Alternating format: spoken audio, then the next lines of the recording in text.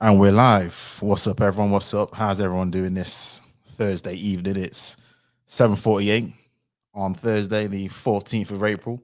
Springtime is here. Weather's looking good. Sunshine is still keeping through.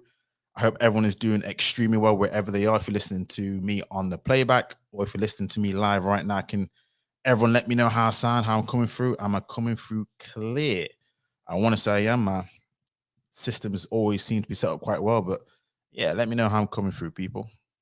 I'm just gonna greet the chat. In the meantime, I can see quite a few people already here. So please, people, make sure that you like the live stream, share the live stream, subscribe if you are new. Hoping that this is gonna be a well, an interesting topic, which yeah, we're gonna get into. A couple of other people have covered this and whatnot, but yeah, I thought let me give my two pence force on this kind of stuff just because bro, I'm telling you. One thing I'm going to say before we get started is this. Social media has been, in my opinion, probably the best and equally the worst thing that's happened to mankind. Because, and this is why I tell if, any of you have any young children or just young people you speak to or just anyone in general, let me just tell you this. Please be careful about what you put on social media because believe it or not, you may think it was 10 years ago, 15 years ago, 20 years ago. I'm telling you, you are you are going to hear about that all the way until pretty much you're dead. So, man, and we're going to get into this because obviously it's a big thing. So let me just say what's up to the chat. I know people have been here, so let me be respectful. So Skills Man Reloaded, what's up, bro? Hope you're doing well. Anti-Socialite Podcast, Lady A, evening. Fiona, evening.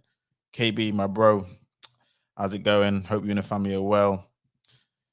Eunice, how's it going? How's it going? Hope I'm not missed anyone. Stanley, 4x4. Hope you're doing well. Manchester boy. Oh, really? You in Madrid? Okay, man. I'm telling you, let me know how that was, man. Because I'm telling you, when I watched the game last night, I was I was fearing for the City players, and for sure after that final whistle, I was fearing for the City fans. I already saw a ruckus that took place with the Chelsea and Madrid fans, the Real Madrid fans. So the Atletico fans, they're meant to be more, what's it called them? They aren't as posh as the Real Madrid fans. You know what I mean? They're the real Madridistas, as they call it. So I hope you're keeping safe over there. And congratulations on the results, man, because I'm telling you, you absolutely deserved it. You deserve going through Atletico Madrid or anti-football, man. I was I was laughing my head off when all the players were crying about time wasting and all the antics. I'm like, it was just the irony, the irony, the irony. It's so yeah, hope you had a good time over there. Hope you're enjoying everything over there. But no, congratulations. And yeah, in my opinion, it'll be a City Liverpool Champions League final. And yeah, I think you're gonna have too much for Real Madrid. That's how I see it. I just see it being Liverpool and City. So yeah. Um Jesse, how's it going? How's it going? How's it going? Now, to the topic. Now, you know how I do with my titles. You know how it is. So, oh, my bad. SA Redfield. Yeah, don't worry about it. I'm going to open the panel. I know. I'm going to open up that panel. Don't worry about it. Don't worry about it. But you know how I got to do. You know how I got to do. Um, but yeah, to the title. And if anyone knows my title strategies, I always like to try and be a bit more inflammatory just to get people, interested in. I can always see there's quite a few people in the chat. Again, please make sure you like the live stream. Um, yeah, Red Pill, I got you, boy. I got you, man. I apologize. But I got you. But so it's out the live stream when going white goes wrong. And I'm going to cover a couple of topics which all lead into the same situation in which I really wanted to get under the hood under. Now, there are a few, obviously, opinions and a few things that I've for definitely seen and I've for definitely heard. And it's not new to this channel. It's not new to a lot of people in the chat that I can imagine. And this is one of these classic examples. But before I go any further, because I don't want anyone to get the wrong idea, I don't want anyone to get misconstrued. And for some odd reason, I'm going to have to repeat this at a certain point when I go with my diatribe and at a certain point during the live stream. For starters, RIP to his brother. Okay. there is no way near I condone what took place with the case of this brother here. He didn't deserve to die, regardless of the tweets, regardless of his viewpoints, regardless of the rhetoric that we've heard, if it came from him or not, regardless, but it seemed like it did. So RIP to that brother. There's no way near I believe that should have taken place. So before I even begin, before I even get into my diatribe, I need to say this because for some odd reason, I don't know what it is about the generation nowadays. When as soon as you make criticism about certain things, they think, oh, you must mean you must agree with this. No, no, no, no, no. No, no, no, no, no. I do not. I don't agree with what took place. The lady in question, well, we're going to get into the story because we're going to get into the story, but RIP to his brother. I just want to make sure that's abundantly clear. Now, for those who don't know, kind of been living on the rock, I'm going to share my screen. I'm going to read the story. This brother, Christian Obumseli, let me share my screen. All right, so this OnlyFans model. Now, I got to stop right here because this is the killing part for me. This is the killing part. And black men, you know, when black men date out and the usual rhetoric is behind when you want to date out. And again, I'm going to say this again. Oh, gosh, another disclaimer, but I have to say it because people are too slow these days. I have no problem with who you date. And I really don't think for the most part, black women have a problem with who you date. Same as vice versa. The problem always lies is when you use each other as a justification to date out, and not only use that as a justification, but bash the other as a reason or a justification to date out. That is when I won't say necessarily, no, you become a fair game. Yes, you do. Yes, you do. You become fair game. Listen, if you want to date out, do whatever makes you happy. But some of the rhetoric that comes with it, we all know where it comes from, and it's not a place of love. It's a place of hurt. It's a place of jealousy. And we're going to get into it, but it's coming from a complete different place. But I have no problem with dating who you want to date. But just know the reason why you date out, it may come back to haunt you. And unfortunately, even though I don't agree with what took place, and I will never agree with it, this woman should be locked up. It come back to him in a way. Bro, I don't think even he realized it. But funny enough, so he died, and then now guess what's happened now? Their family now, they're coming to demand justice. And what's the thing? The first thing that they're claiming, the OnlyFans model was not charged for fatally stabbing her boyfriend because of her privilege. Now, what privilege do you think that is, people? Because again, as a lot of people who date out seem to want to tell other people now, they treat us better, they do this, they do that, they're amazing for me, they know how to be, feminine, they know how to be this, and all this kind of other stuff. Cool. But sometimes there is something called privilege that, I'll be honest with you, yes. There is a certain privilege that all exists. There are different types of privileges, and she seems to use her privilege. Want to guess what that privilege is? Let's read the article. So the brother of the Miami man stabbed to death by his OnlyFans model girlfriend claims she was not charged in his death because of her privilege as a wealthy white woman. So that's a triple threat right there. Wealthy, white, and a woman. God damn. And not because of her self-defense claim. Christian Tobuchuku, I don't want to mispronounce it, I apologize, but Toby, I'll call him. Funny enough on that, this is an interesting part. Now, I don't know whether Africans know the irony of this name Toby, but if you ever watched Roots, you'd understand the irony of the name Toby, and how when it all comes down to this whole situation of him dating out, the name Toby, I'm telling you, I don't know if it was by accident, if you didn't care about it, but the irony is just hasn't been lost on a few sectors of a few people. So I have to point that out, people. Research what I mean when I say Toby, and just go Roots Toby, you understand exactly what I'm talking about. So Toby was stabbed to death by his girlfriend, Courtney Clenny, 25, on Sunday, April the 3rd, at the One Parisian building, a luxury skyscraper in Edgewater. Now, again, she's wealthy, and it looks like he was actually the one who was underneath her. So as opposed to, this guy being all about it, it looks like he was under her. So she goes on to call 911 and claims she was acting in self-defense when she stabbed him in the shoulder. But in a statement posted to Instagram, the victim's brother, Jeffrey, and his family wrote that they do not believe Claney and demand that she be charged with his murder. Fair enough. The model was caught on video covered in blood on her high-rise balcony just after the incident, but has not been charged. The bottom line is extremely clear. Courtney is being treated differently because of her privilege as a wealthy white woman. Now, again, this is where I'm just going to have to say when it comes to people who want to date out, and again, no problems with it. But there are certain things which you have to move differently because guess what? You're not going to get the same privilege or treatment that you think you're going to get. Again, If you want to do this, you want to date out, I have zero problems with that. But just know, I'm going to say this from my dealings with white women professionally and whatnot. They are some of the most ruthless women I've ever met in my life. Don't think they don't know how the game is played. And this is a classic example of how, if you know, she has the right complexion for the right protection. That's what Muhammad Ali said all them years. And listen, even though I don't preach this victimization, I don't preach this white privilege to the max. Some of these things I think is overrated. Yes, yes, yes. She got treated differently. I would agree with what the brother's saying, what the family's saying. She was treated differently because of her privilege as a wealthy white woman. And another thing, she's not a bad looking white woman too. There's one thing it being a bad looking white woman, but she looks like she's in shape. She looks like she's pretty decent looking. So you make the conclusions. Now, this is the next part where, again, cue a lot of the cue back Twitter. So Instagram statement comes after Obumseli's previous tweets targeting black women's service online, which his brother condemned in the post. Now, let me go to this because this is the bit really where it gets to the psychology of this particular brother right here, because it was all about a murder.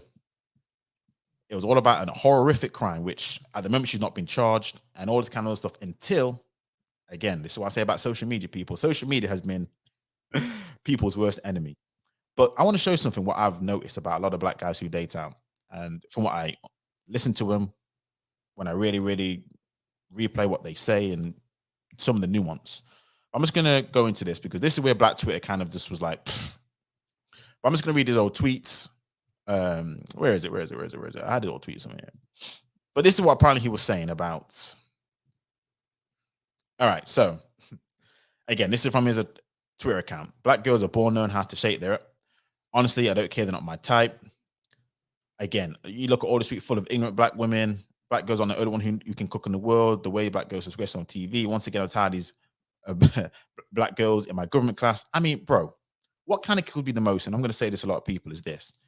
Again, if you want to date out, fine. But do you know when you use these ignorant tropes, this just makes you look more like a clown more than ever. And it just exposes your mentality and exposes your, let's just say, and I hate you have to use the word, your mentality and your psychology. We all know other content creators who's been on this, like the clap of hell, talking about the psychology of black men. But one thing I will have to say, and I have to agree, and just got to be fair on this. When it comes to a lot of black men who date out, why is it that you seem to be, and even in the red pill sector, I've realized, you guys seem to be red pill. No, scratch that. Black pilled as hell when it comes to black women. You talk about their how they look, you head to toe. You talk about their attitude. You talk about gut. You talk about history. You talk about every single thing that has gone wrong with a black woman. How she don't date you because you're not 6'5". You're not you're not thugged out. All this kind of other stuff. Fine, cool. But when it comes to white women, all these red flags, which apparently now you don't want in a black woman, I'm telling you, when it comes to a non-black woman, you are blue-pilled for them. That's what I've realized. So when I hear these, I'm honest with you, SYSBM guys, these, and it's the same on the women's side, but this is about this guy right now. But when it comes to a lot of these guys, they seem to be completely and utterly blue-pilled. And pretty much, as the old saying goes, when it comes to the white man's ice is always colder. When it comes to this white woman, everything that she does basically turns to gold. She has the Midas touch. She can't cook, it doesn't matter. She treats me better. She can't clean, don't matter. She treats me better. She has a bit of stinky attitude, it don't matter. Another reason why? Because a lot of these people, they have such a warped psychology, but their narrative is set in place. This is why I'm going to give you a little bit of advice on how to deal with these kind of people. I don't really debate or argue with people who say, and this on both sides, who talk about, you know what, I'm only going to date this, I'm only going to date that. Because at the end of the day, their mind is already set in place, especially if there's brother or sisters over the age of 30. I mean, what am I going to argue about for? What am I going to argue with you about for? You have your mindset, your viewpoint. So it doesn't matter how many cases, examples like this, what they'll say is this. And I've heard the response. That's an aberration, or black women have done this too, or that was his dumbass fault. What they will do, and this is what us as a people will do, is we individualize when it comes to other races, but we collectively groupthink when it comes to our own. I've heard all the tropes that you can imagine when it comes to black women talk about black men, and definitely black men talk about black women. It's always a case of all black women like this, or majority of them like this. Or when you get down to, okay, what are the statistics? Well, I don't have the stats, but then it goes to my experience. And obviously I can't negate your experience. Your experience is your experience. But it always comes down to this. when it comes to your own people, you're happy to blanket sweep, blanket statement, all of that kind of bad tropes.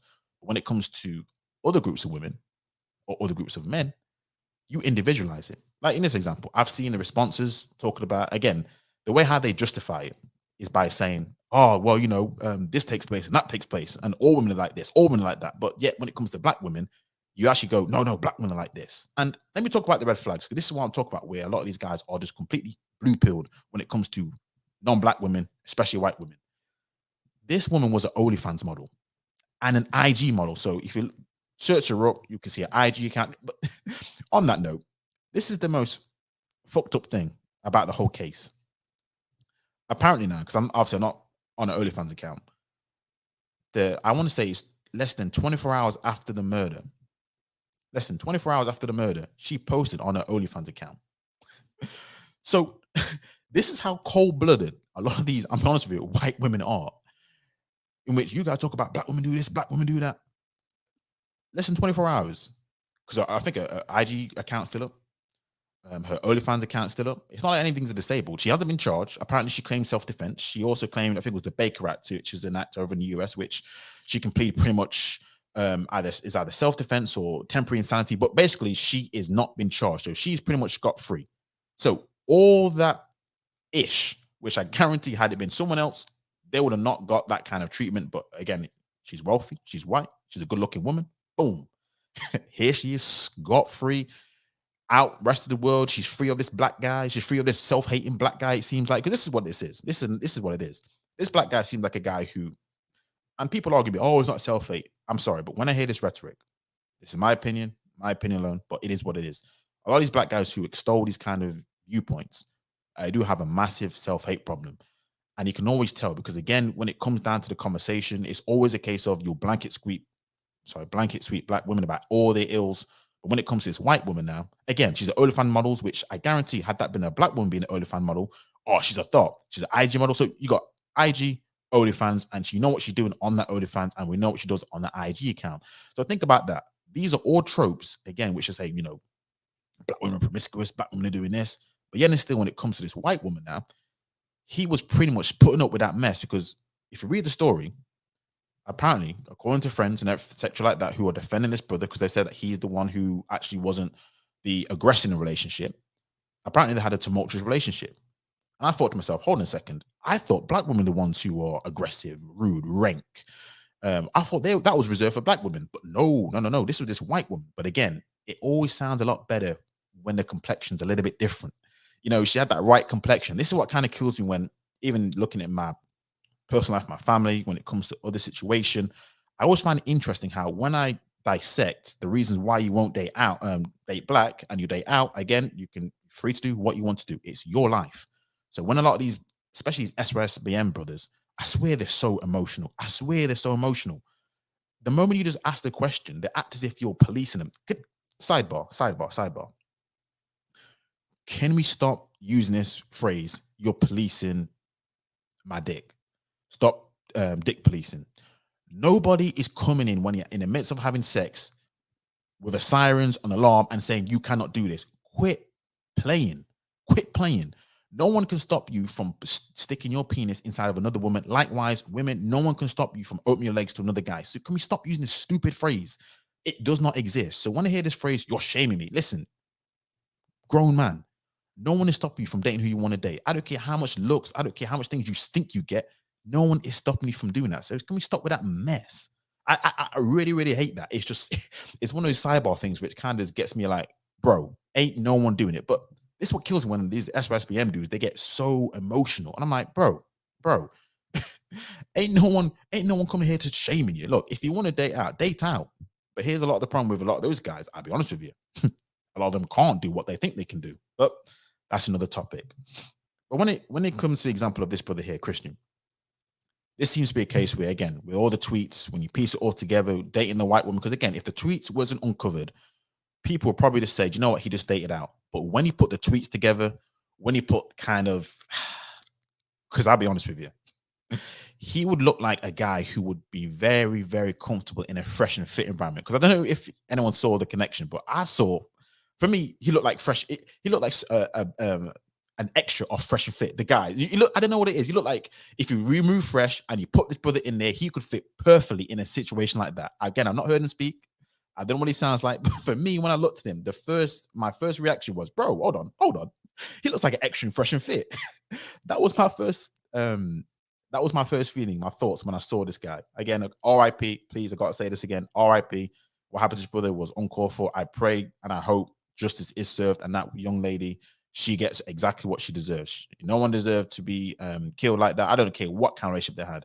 But one of the things that killed me about that as well, and this is kind of links in with the self-hating nature, but let's be honest, anything, white is all right on the night, is all the red flags were there, which again, if this was a black woman given all this grief, given all this hell, an OnlyFans model, an IG model, I'm telling you, everyone would be saying, oh, she this, she that. And I'm like, listen, you're not going to let me disagree on that at all. But please, if you're going to do that, at least have the exact same standard when it comes to non-black women. Because again, apparently you guys have these high standards. You guys want these women to be like this. You guys want them to be feminine. You guys want them to be pretty much a traditional woman. She looks anything like a traditional woman.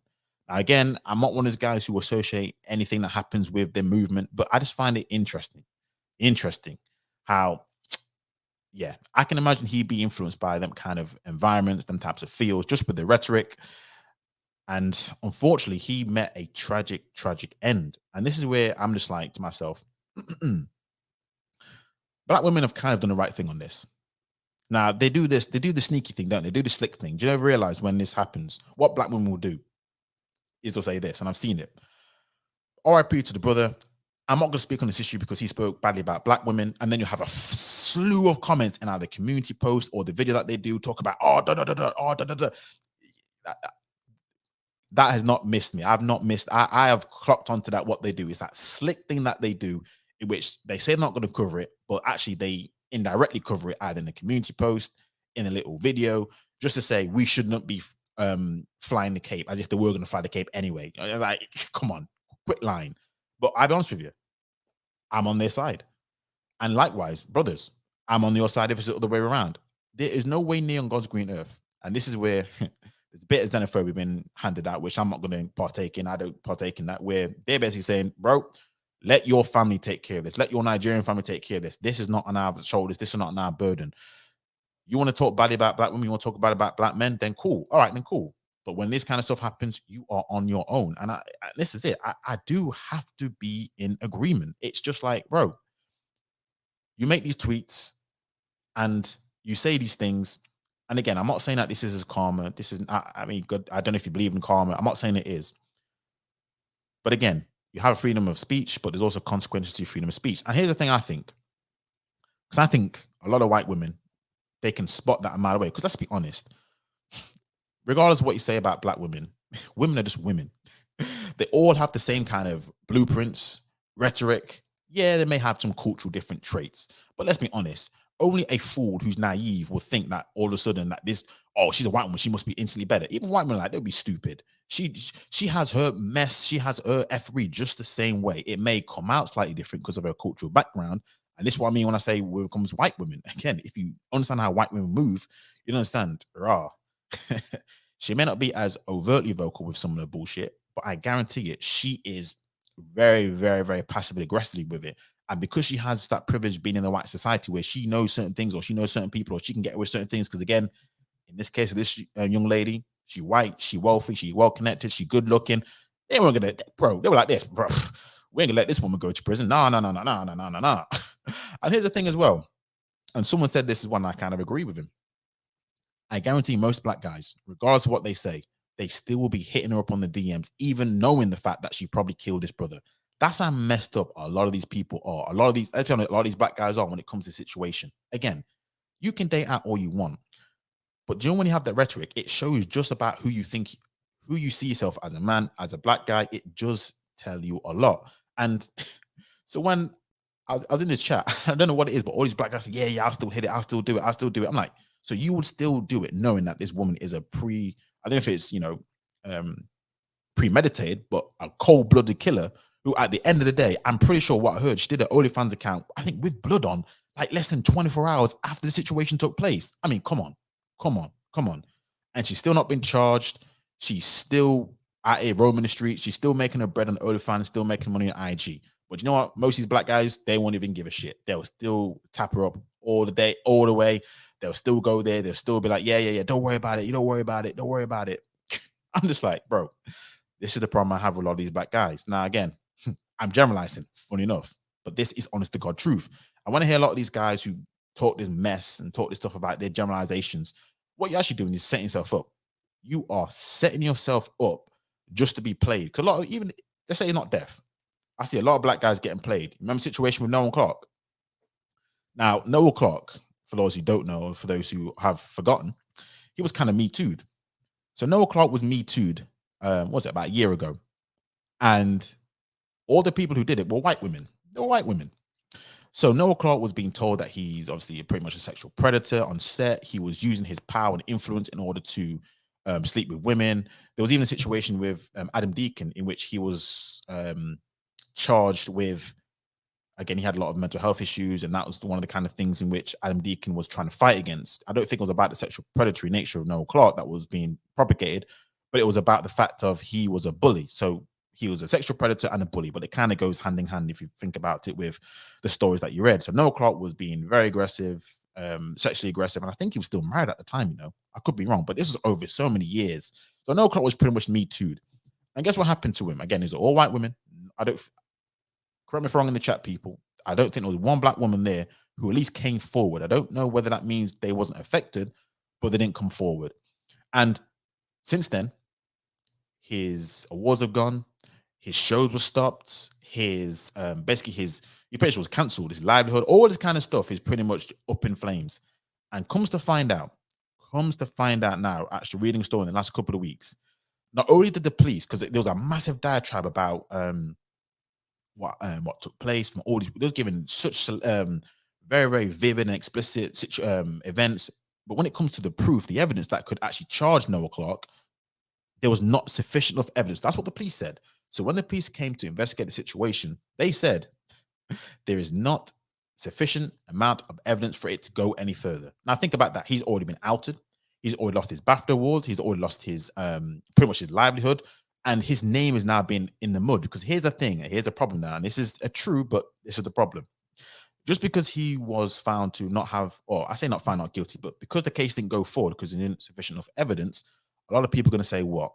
Well, he probably still did it anyway. So check this out. All of that now, his whole name has been ruined. And it could all be BS, let's be honest, or a complete misunderstanding.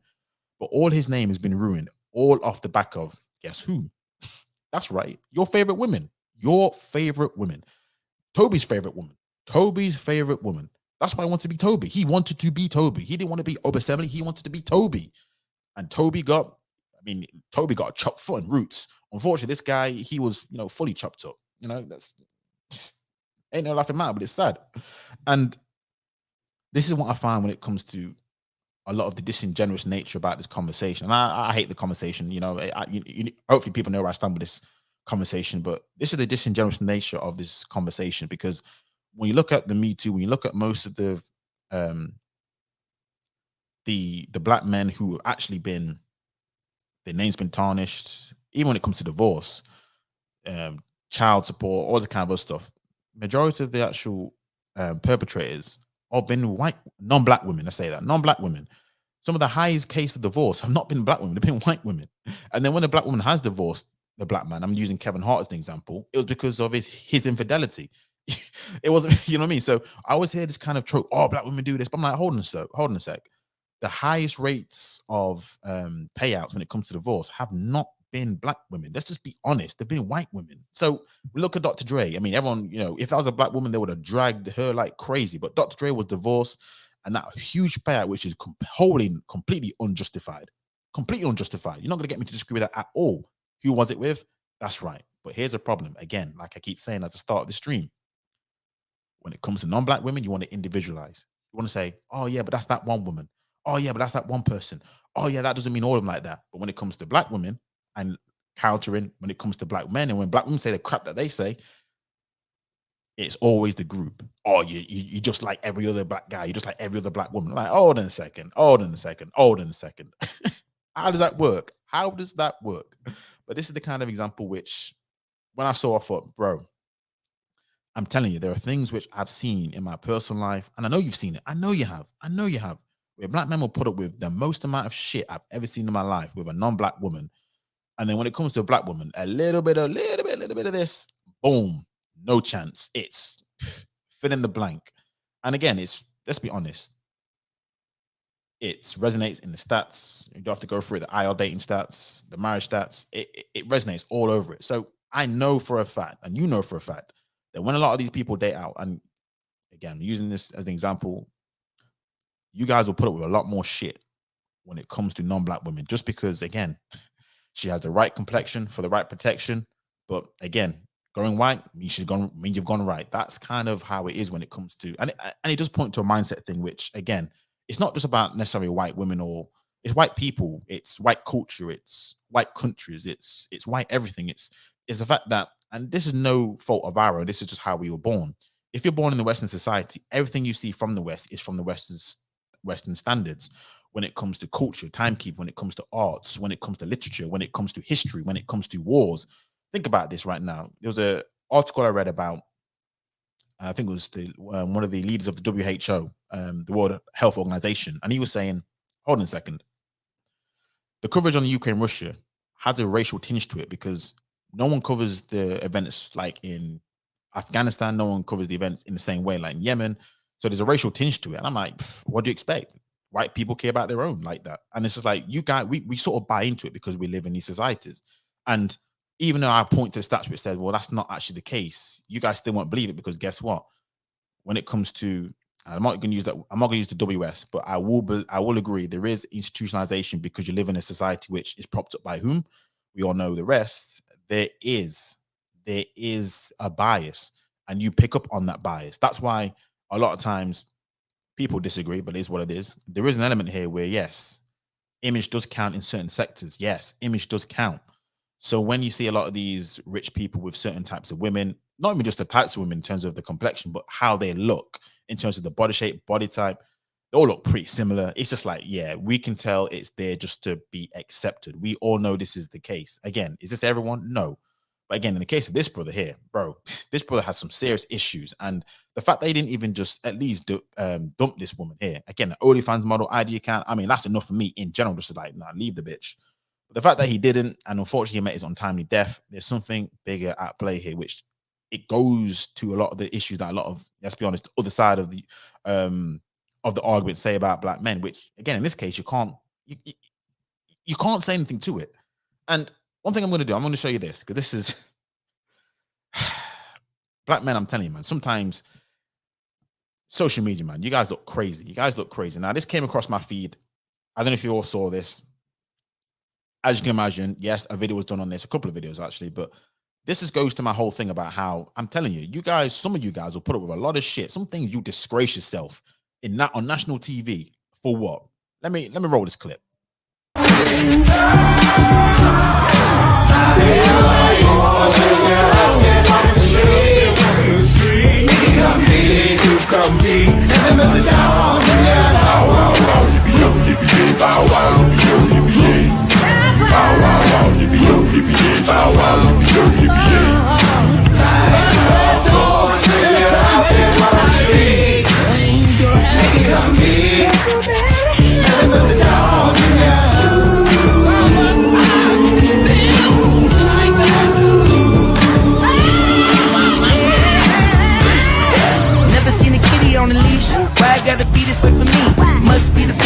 All I wanna do is run the streets, like my OG. Shout out S and double OP. Indeed, I'm a different pedigree. Got a pretty nice bite, but the roof kinda mean. Got a little bit of hindsight, I'm older than you think. Living life on all fours and we running till we free. Life on all fours when you're out there. My thoughts exactly, my bro. My thoughts exactly. What in the actual... This is what I'm talking about when I say, look, I know you don't want to hear this. I know you don't want to hear this. But the situation where we need to say, look, what the hell are you doing? What the hell are you doing? And yeah, bro, I agree. I do not claim black from this moment. I'm like, bro, I had to like, I watched it about a couple of times to see, is this actually real? I was like, this can't be real. This is a wedding reception. Now I put the link in the chat because I had to just thought, bro, yeah, that is a one where we're gonna have to dissect that, bro. I'm telling you. But this is what happens. And again, there was another comment I saw from Maino about how he dressed up as a runaway slave when it comes to his white woman or something like that. But I'm telling you, man, there's something wrong at the moment with a lot of black men when it comes to this situation that we just have to address. What do you say to that? What do you say to that kind of video that you just saw there? I mean, this guy here, I mean, talk about setting not just a race back, setting black males back. Again, what's the optics? He's the one in a subservient position to his white woman, basically being a dog. Basically being a dog, a subservient position to a white woman. Now, again, some people say, "Oh, you're reaching back, bro." Please tell me I'm not reaching. Let me know. The link is in the chat, so the chat is open, people. I really want to get your thoughts because when that came across my feed about the Christian situation, this situation here, and then Noel Clarke, I was like, bro, I'm telling you, man, we do need, and I'm not gonna go this far. But there do need to be a cleansing. But you know what I'm of the opinion of, and this is just me.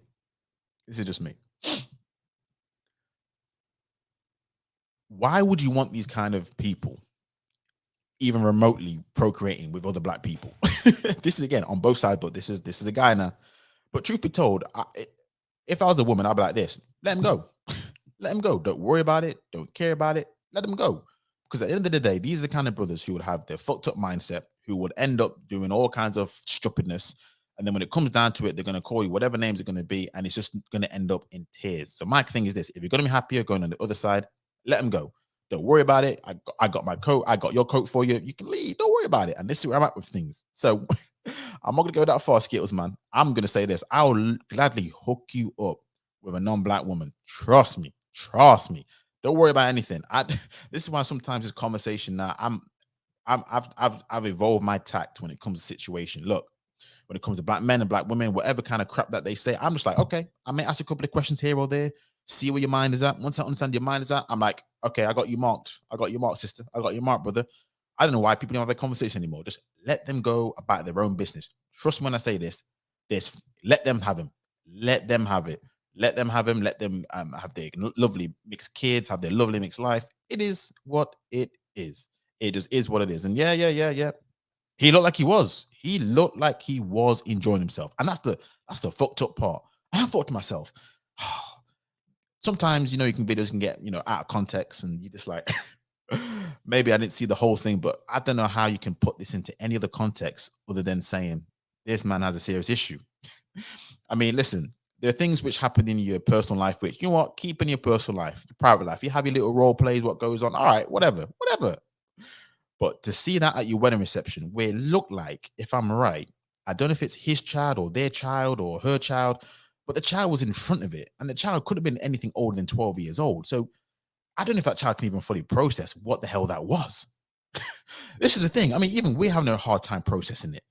But I'm just like, the fact that you couldn't even, that child probably didn't even know what was going on. He thought, oh, they're having a good time, and doesn't even know the deeper psychological damage that his father, I think it's his father, must be enduring or must be involved, or the damage that he has. I'm just like, I don't know if he can see that. And this is the kind of thing, this is just damage. That's just, for me, that's abuse for me to see that crap. I mean, everyone, and the thing is, as well, everyone else was cheering and laughing. I'm like, what the hell, bro? I'd have been like, what in this foolishness? And yeah. I agree with you. For me personally, I think it was hella inappropriate. But again, nowadays, this might be the new thing. This is what these, black men who date out, this is what they probably want. This is how it sounds. It sounds like they want to be a dog for a non-black woman. They say they want to be leaders, say they want to be this, fine, cool. But again, just keep that same energy. It seems like a lot of these guys, they're completely red pill. Again, I think black pill when it comes to black women or black men, but when it comes to the non-black partners, they're completely blue pilled, oblivious pill. They're just no pill. They're just completely, oh my God, anything, take it. And there's a famous content creator who sadly passed away. He said this: and it was referring really to the woman's side, but his skin or his white skin covers a multitude of sins. Well, this is what it comes to the case when it comes to these women. Her skin covers a multitude of sins. Now, again, maybe I'm just seeing it all wrong. Maybe I'm just, I don't know, reading the room wrong, but I don't know. Anyway, the link is in the chat, people. The link is in the chat. So let me know if you want to come up.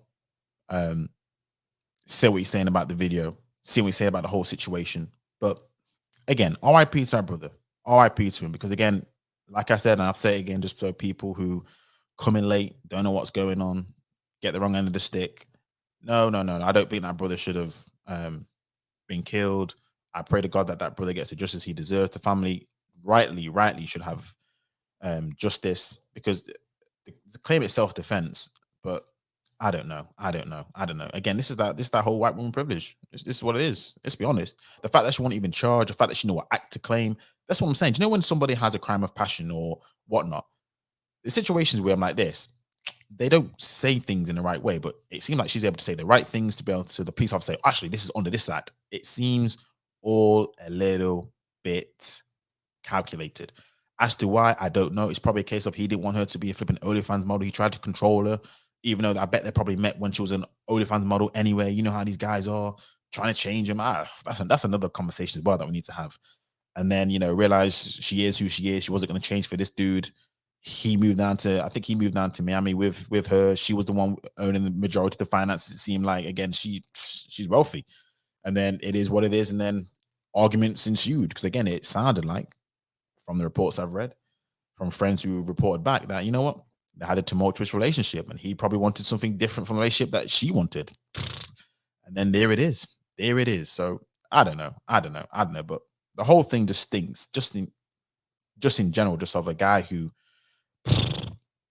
I'm telling you, this is the kind of mentality that takes place. I'm not saying this is all the situations that take place with interracial couples. Of course not. But the more and more you see people's social media accounts, the more and more you see the rhetoric, the more and more people come out and ask to the reason why. When they just get simply questioned, the more and more I'm saying this. Look, there is a situation here where there is an issue that needs to be talked about, where a lot of black guys who do seem to have, and the thing is as well, and again, I got to go back to these guys who are firm believers in dating out. It's not that they date out. It's the fact that they have to keep on telling you that they don't like something. And this is where you can tell there's an issue here. I don't know whether you've clocked it. Do you know when you like something and you think, they treat me better? Then my question is this: why spend all your time on YouTube? Because I've listened to quite a few people who talk about this, and it's like every single video is always talk about, oh, we don't like this, we don't want to date this. I'm like, okay, cool. But where are your videos talk about who you do want to date and why you want to date it? That's literally a passing comment. I've listened to quite a few videos, and this is where I tell them, this is why I say they have a definitely either inferiority complex when it comes to other races, or a superiority complex when it comes to black women. Because I'm just like this. Every single video, every single video I've seen from a lot of these people, matter of fact, all of them pretty much, damn near, it's always the same formula. They stay talking about the people who they don't want. I'm like, why would you do that? It's like red pill, when you get red pill rage, which I don't like about the whole red pill space. They talk about how, women are only a small segment of the red pill. Yet every single flipping video is talking about the same crap. And yet when you actually bring it up to them saying, hold on a second, why are you talking about a group of women who you say you don't like? Or why do you keep talking about, or if the space is not meant to be about women, why is every video about women? It's like, what? It makes no sense. But there's two things, which one of them is definitely grifting, but the other one is, and this is where it comes down to it, and this is the same on the divestment movement. The divestment movement, they do the exact same thing. They will talk cash shit about black men. They will talk all day, every day, dragging through the street, calling them all types of horrendous names. And I don't believe in being cancelled, but I'm telling you, they say some horrendous things. But I'm like this, okay, then cool. So why are you talking about them and not talking about how great, I don't know, non-black men are? Why is it that every video seems to be talking about the same thing of who you don't like? Every single post? What's up with that? Here's the thing. There's two things here. One of them, again, psychology issues. I think a lot of them are upset that they can't get the black woman or black men that they wanted. So they lash out. In order to lash out, they're trying to make them jealous. This is what it is. It's a massive jealousy piece. It's a massive revenge piece. They want them to be jealous. Oh, you're jealous because I'm dating out. No one cares. Oh, you're jealous because no one cares. But the reason why people are talking about it is because guess what? you keep having a name in your mouth. That's the reason why. I'm like this. If you're supposed to be about, venturing out or furthering your options, increasing your options, you're all about culture. You're all about, we care about the culture. I'm like, okay, so why aren't the videos about culture?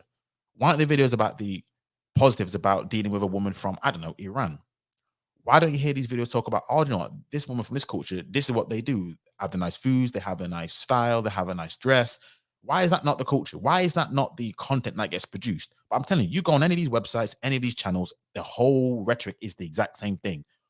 They're going in on who they don't like. And we already know who you don't like because you've done about 100 million videos about who you don't like. My question is this: when are you going to talk about the people who you do like? And when are you going to talk about why you like what they like? I mean, this is another thing as well.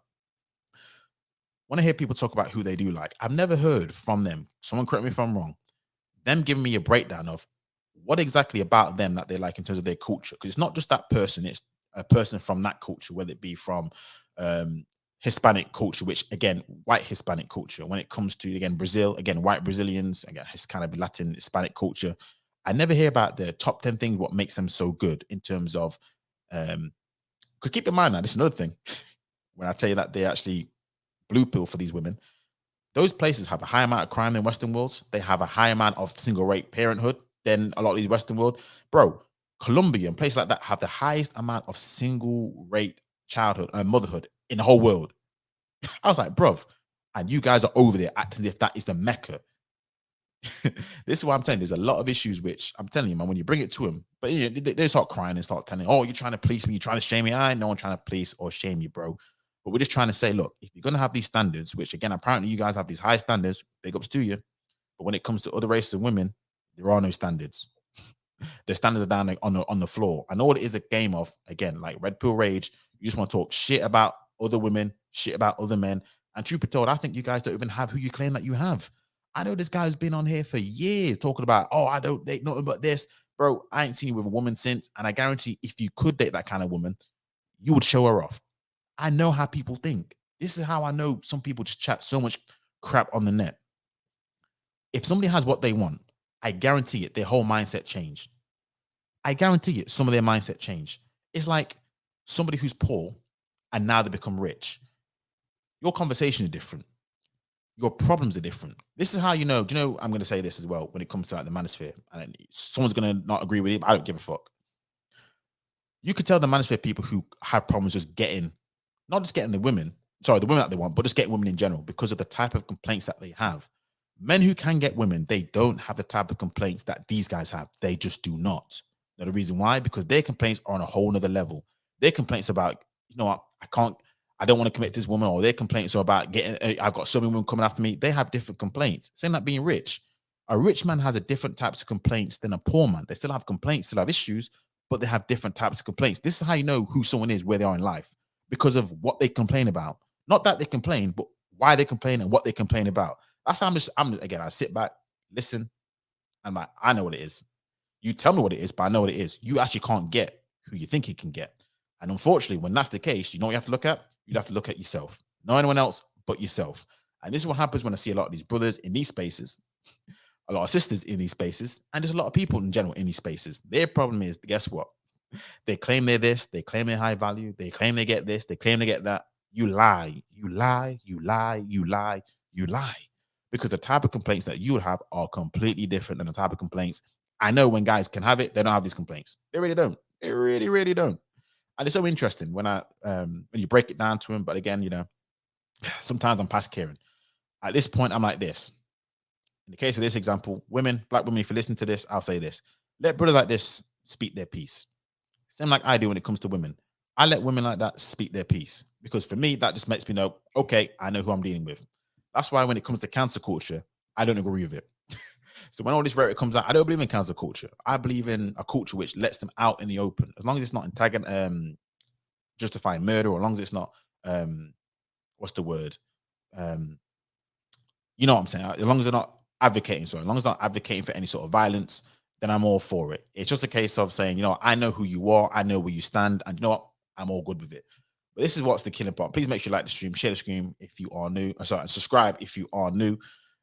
Fiona, welcome. How are you doing this lovely day? Hi, how are you? awesome. As you're up here, doing better. Yeah, everything's good. Yep, enjoying the weather. I wasn't going to come up. I thought, as seeing as everyone's being quite shy, that I would come up and say something. But yeah, I don't really have much to say. I think I agree with you about the constant sort of tweeting or talking about people that you supposedly don't like. I've never understood it. And I think there is a genuine dislike of these people they are speaking of. So I don't completely agree that it's that or I don't know, is it your position that he had a secret hankering for a certain type of black woman that he couldn't get, or? Maybe. I mean, I think both can be true. I do think there is an element of that because the reason why I say it's too prevalent. I mean, if you say your tweet or you say you dislike and move on, that's one thing. But these guys constantly say it. I'm thinking, well, I thought you meant to have left by now. I thought you're happy with your non-black woman. I thought you're happy with your non-black man. He's like, if you're happy, aren't you? So I don't know why every single 5 seconds is the same thing. So I think it's a little bit of they're trying to be jealousy there or trying to play games of, oh, I've got this, you can't get. I think that's what it is, maybe. But both could be true, I think. Yeah, perhaps both could be true at the same time. Yeah, but I would disagree in the sense that in the UK in particular, I think it's quite different from the Americas in that I don't think that the black men here are quite the same as in sort of publicizing who they're dating. I think they just more or less just date out naturally and just get on with it. Agreed, except for I've come across a lot of UK brothers who have a hell of a lot to say. Oh, have you? Yeah, I've not seen those. Maybe one or two. And there's a whole website dedicated which a UK brother started, and yeah. So oh, well, you know more than on the ground. I thought they were just secretly exiting and just doing, what. But well, that just shows how naive I am to everything that's going on. In the 90s and 2000s, when obviously there's no social media, 100%, because there's no way of regulating it. But now, no, I've seen a hell of a lot of situations, and even I'm sure you remember this, but like it's kind of different. But no, the footballer Andre Gray, his girlfriend was doing that colorism thing, and they uncovered his colorism tweets. The one, like, the little mix, Jay, Leanne Pinnock. Then he had like Skepta. Was it Skepta? Who was it? It was Skepta was talking his tweet. So there's a lot of that, which again, it's not the same as this, but yeah. Yeah, well, I was going to say, but you've proved me wrong. I was going to say that the exodus of black men in this country is a little bit more dignified. But obviously, from what you're saying, that's obviously not the case. But I mean, I was making a few points in the chat that I think that, black men, especially in this country, look genuinely sort of happy and content. And there's a lot of displays of affection and holding hands, which is, I was saying, I think to KB in the chat, is something that I don't really see amongst black couples here when I do see them. So I don't know. I just think, in a sense, they appear to be more free. I don't know what your thoughts are on that, but yeah. And in terms of channels where men do speak on other races of women and everything, I have come across those, like all the passport SYSBM men. They do tend to speak to what women are like in different countries.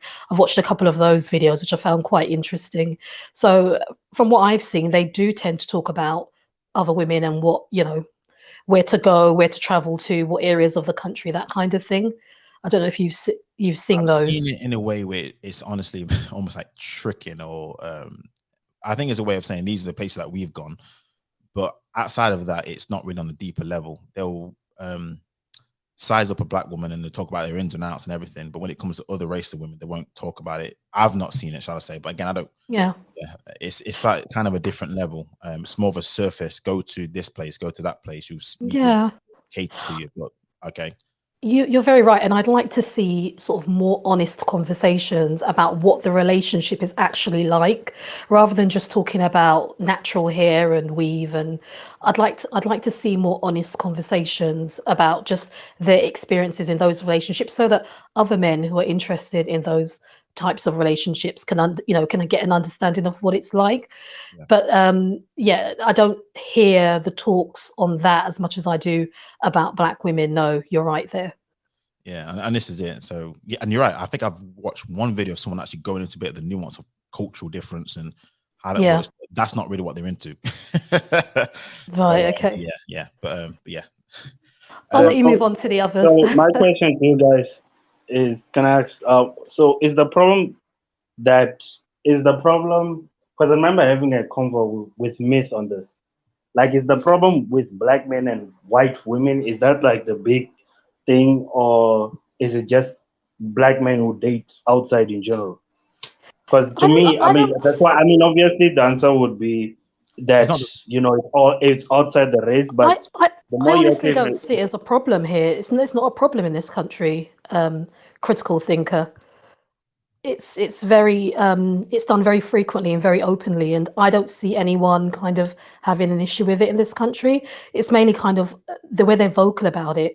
Obviously, White Matters is telling me different, but they seem to be more vocal in America.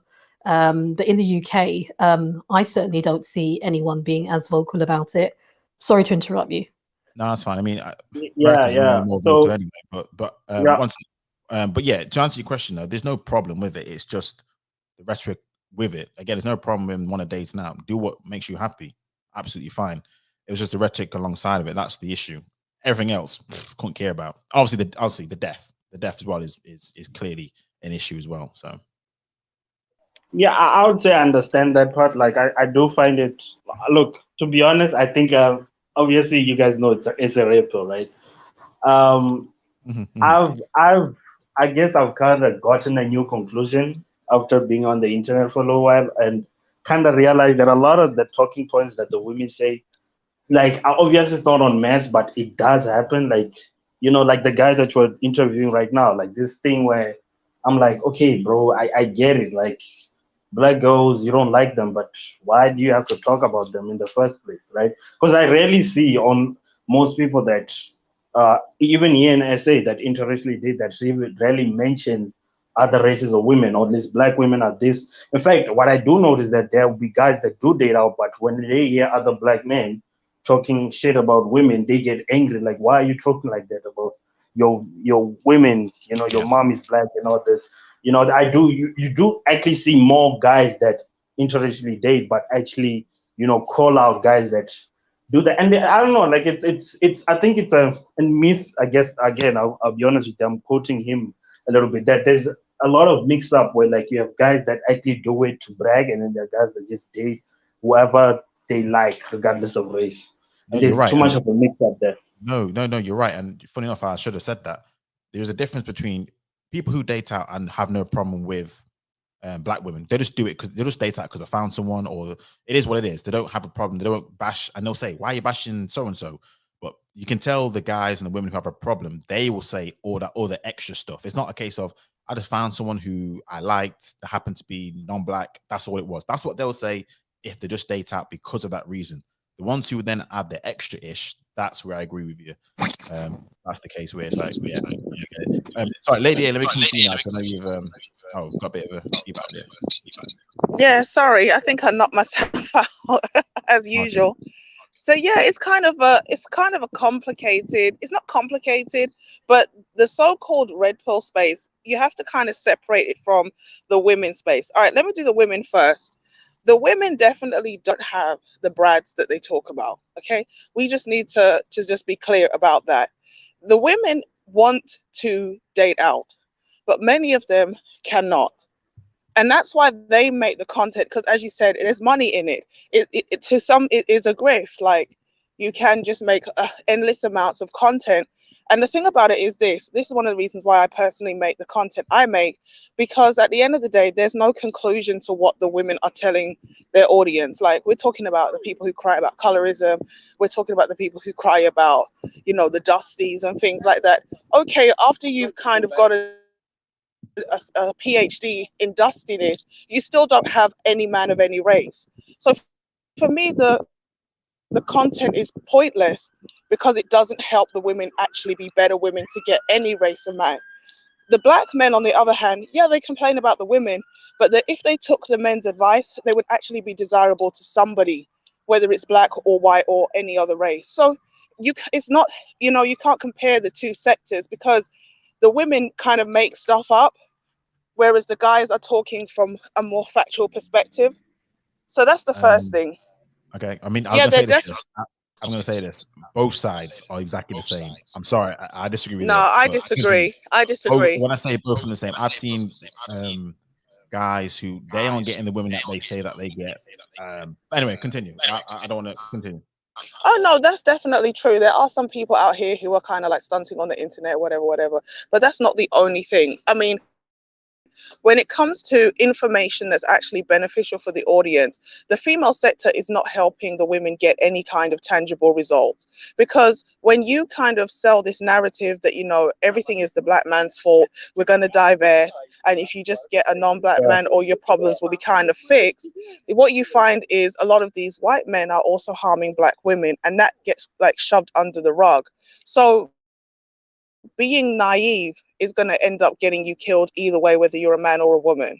So, I mean, and I see that more with the women's sector than the men's sector, because people like Donovan Sharp, he talks all the time about what it's like being a black guy with a white girlfriend in a white nation. So, I'm not saying that it's prevalent, but yeah, there are people who actually talk about the struggles of interracial dating in a white country, which you never see the women ever talk about.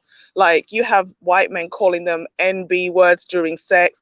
I mean, I watched some disgusting video where the guy was like, can you hurry up and finish cooking so I can grape you? And then the black woman's just kikiing and laughing. And I thought, I've seen derogatory stuff on both sides. I was going to say the same thing. Yeah, I see it on both sides. Yeah, and the thing about that video, right, the reason why I'm not outraged about the man on the chain is because a lot of black women will tell even black men to the face, the only thing you have to offer is sex. So black women reward or condone black men just being nothing more than sex objects. So why are you like, I don't know how to put it, but black men pride themselves on being sex objects because they're constantly being told you're nothing but a sex object by everybody. So obviously, I don't think it's that. I just want to say this. I think also the fact that women, all black women from Africa, could you mute a little bit, antisocial? Say that again. Can you mute a little bit? I'm getting feedback. Your mic's echoing. So what I wanted to say, can you mute, please? Yeah. What I'm saying is that at the end of the day, I think what I've noticed, right, with damn near all black women all over the world, is that I think a lot of black women tend to, like, on their real life, I don't think they put above like other, like, economics, for example, or at least how a person is overlooks. I think with a lot of black women in general, and I'm being honest, compared to other races of women, economics is not that much on top over looks. Like, looks is a number one criteria, and I can prove this because the question is now, who are they pregnant by, right? I mean, people like to talk about, oh, black women are baby mamas and this, which obviously I don't like these conversations. But my question again goes into, when black women say it's black men doing this to us, is which black men? Like, none of you are getting pregnanted by doctors, lawyers, like productive male societies. And obviously it's two way. Like, one way, doctors are not approaching those type of women, but also, why is it that the people who are impregnating you, or at least the people that you even allowed to impregnate you, are guys that are damn near low value and you can't even raise a kid by, right? That's exactly. So anti-pregnancy, it doesn't even make sense. Like, it's almost like you hate, it's like you hate yourself. That doesn't even make sense. Like, who are you trying to prove this to? Like, you hate yourself to a point that you get pregnant by a guy who can't even take care of children because he looks good and he has swag. And obviously, I think it's a social currency thing. Like, obviously, the girls that I'm with, I'm gonna make them feel jealous. So that to them is way more important than actually like. Let me ask you this question: have you ever followed the white manosphere? Nah, I mean, I know some videos. I watched some videos, but nah. Yeah, the I reason I have. say this, the reason I say this is because this is where black people kill me with this, and you guys, and this is why I say you guys are one and the same. They will tell me the exact same points you just told me about the white woman. They only want guys who are made it. They don't want guys who are successful. There's a famous phrase. No, it's not the one. That's not the problem. The problem is pregnancy. Remember, I addressed it. Yes, obviously they want the child. No. They will say the same thing. They will say the same thing. Trust me. But is the community the same, bro? Like, let's be honest. It's almost like you want to be dishonest. Like a bunch of white women are just flooding around searching for. No, it's not the I'm not being same thing. dishonest. I'm not being It's not the dishonest. same thing. You all do the same thing when you guys do. No. You're being dishonest. You go Yeah, look you're at We're being not being disingenuous, bro. dishonest. You are. The brother is making a solid point. No. When these women You're go being online, dishonest, black man. women, they always complain, oh, my baby daddy ain't ish, he's broke, he's dusty. And the question is, well, why was that man in your bed? Okay, so when the brother said you guys are not being approached by, and this is what I was going to get to as well, sorry to cut you off, right? But this is the thing, black women are not getting wifed up by any race of man, which means the common denominator, for example, is the woman. If the women don't want to lose weight, they don't want to dress a certain way, don't want to carry themselves a certain way, it's going to make it hard for them to get approached by any quality man. And the question is, do they even want that? Because if you wanted it, you would kind of conduct yourself in a way to be appealing to that type of dude. So it's kind of like the women lie that they want these quality men or high value men or ballers or what have you. But when you ask them, are you going to do the things that you need to do or be the kind of woman to attract that kind of man? They're like, why do I have to change? He should just, so, okay, you don't really want it then. For who I am. Well, like some guys somehow. Here's what I'll say. One sec. I agree with some of your points there, but I will say this. You do know that black men, black Afro-Caribbean and UK earn less than their women on average. Oh, sorry, repeat that again. Black men in the UK, Caribbeans, earn less than their women on average. That's all I'm going to say about the high value stuff. That's all I'm going to say. So? Yeah, but so, I mean, you're not addressing our point. What I'm trying to say is this. This is the pool of men that they have to deal with. Again, I'm just being honest. Now, I agree. Okay, but the thing about it is this. First and foremostly, we have to remember the women are the ones who control, to a degree, how successful their own men are. Because we talk about, men of other races. We have these black women on social media. They're like, oh, the men of other races are building, which is a straw man argument. It's not true. Okay, let's say it's true. Are you as a black woman doing what the women of other races do to get the kind of men those other women have? And I don't mean, are you looking smart and slim and everything? Do you even invest in your own sons so they are going to be the men of the future? Again, as the brother said, if you have a child for a man who is low value, what is he going to instill in his own son's life to become a decent, solid husband for somebody in the future? Even genetics. I think you're talking about genetics. Like, aren't you worried? You have a baby for a man who doesn't have a job. So when the son looks at his own father, what's he going to emulate? Being a bum and a nothing. So it's disingenuous the way these black women talk about dating out, because the Okay, you've sort of cut out.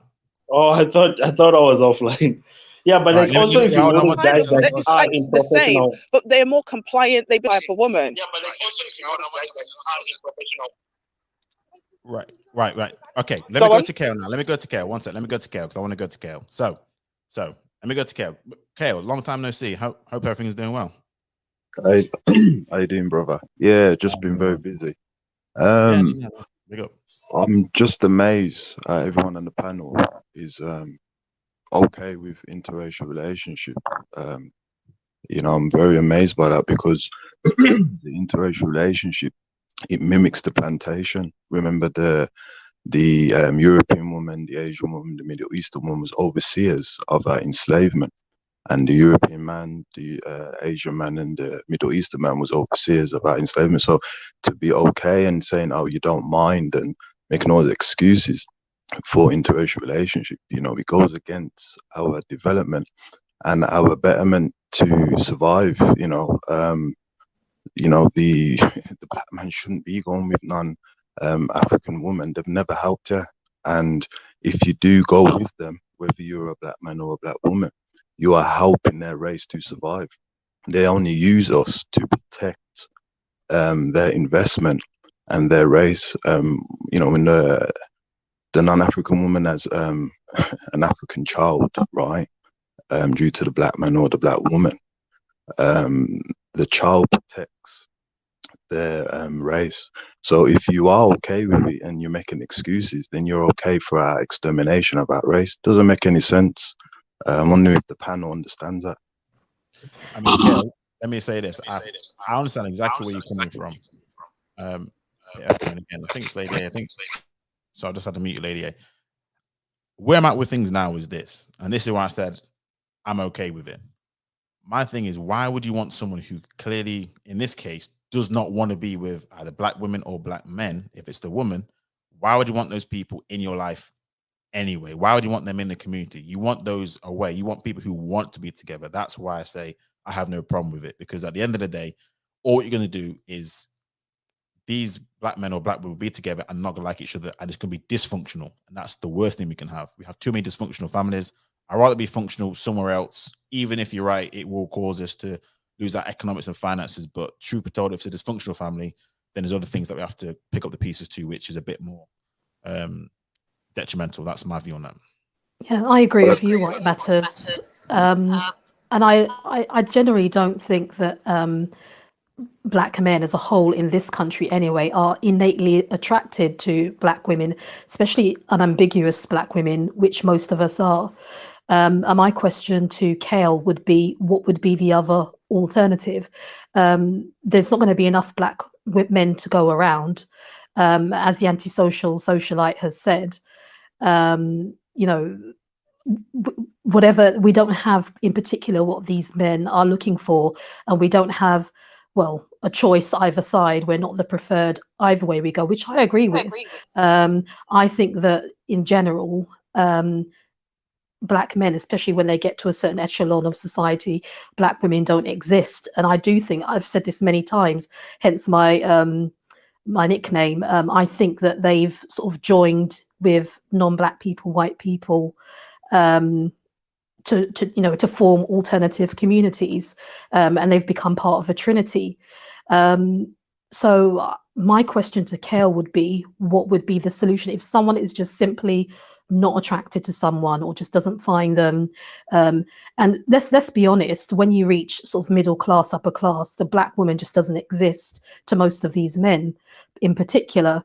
So I don't know what the alternative is, and I understand, and I'm all for the black betterment and things like that.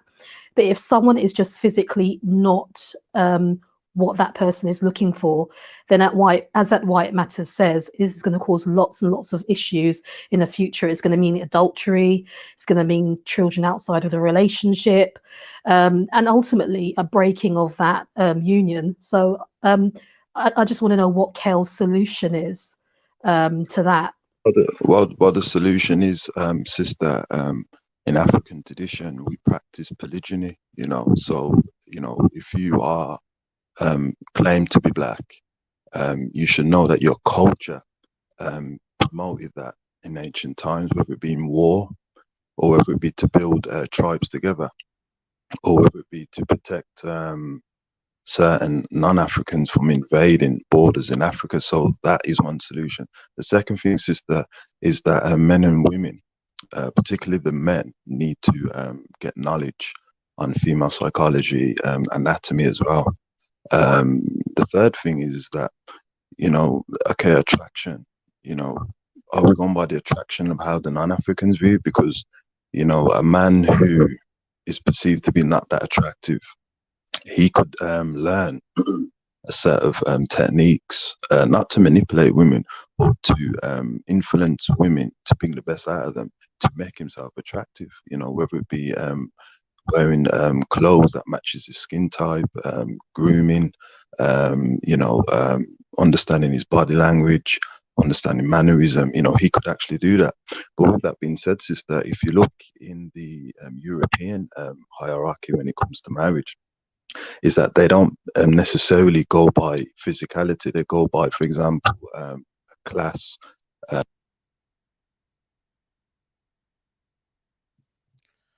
I think Kale's cut out unless it's just me. Sorry, I don't know if I caught him correctly. Did you say? I think she was asking for advice for the women. I just find it funny how it all went back to what men need to do and what was what. No. I think. I mean, okay, and let me tell you what I mean by that. Hold on, brother. Hold on, At brother. the end of the day, Hold on, brother. at least for you can repeat your question. Brother. You just interrupted as I was saying stuff, right? It Cut you co-lines off with line. what I'm saying.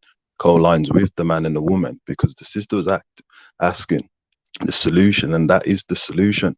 You know, regardless, the men are there to lead and the women are there to follow with the best example. So that is the solution. You know, this attraction thing, your beauty goes as you get older, you lose it. So you have No, to that's not invest true. in economics. That's not true, That's not brother. true, sister. If the women That's were not true. picking the best man, no man in the road would get any sexual access. The fact that there are men with no job who can have children, and there are men who have degrees with no kids, means these women don't pick those men. But of course, if those women are not what those men are looking for, I was going to do a video on this, right? But this is going to sound so bad, right? I got into the tube today. I'll try and make it super quick, right? You got a black girl, long ass weave. The nails are literally 2 inches long. They are 1.5 to 2 inches long. And she's wearing some tight workout gear. And there's a white boy, they're young, they're like 20 maybe, with an Asian girl. And she's flashing the weave and she's eating the food seductive. And I felt so shame. I said, sister, in my mind, don't you see these two are having a conversation about Greek and Latin? And you have your 2-inch long ass nails and you're playing with the hair that came out of someone else's head. Can you not see this white boy does not want what you are selling? And I said, any day you ever ask me why it is he's pick, I mean, the way she's trying to flirt with the guy who's got a girl with him. And I said, you are listening to him have a conversation about Greek and Latin, and you have long ass eyelashes and 2-inch nails.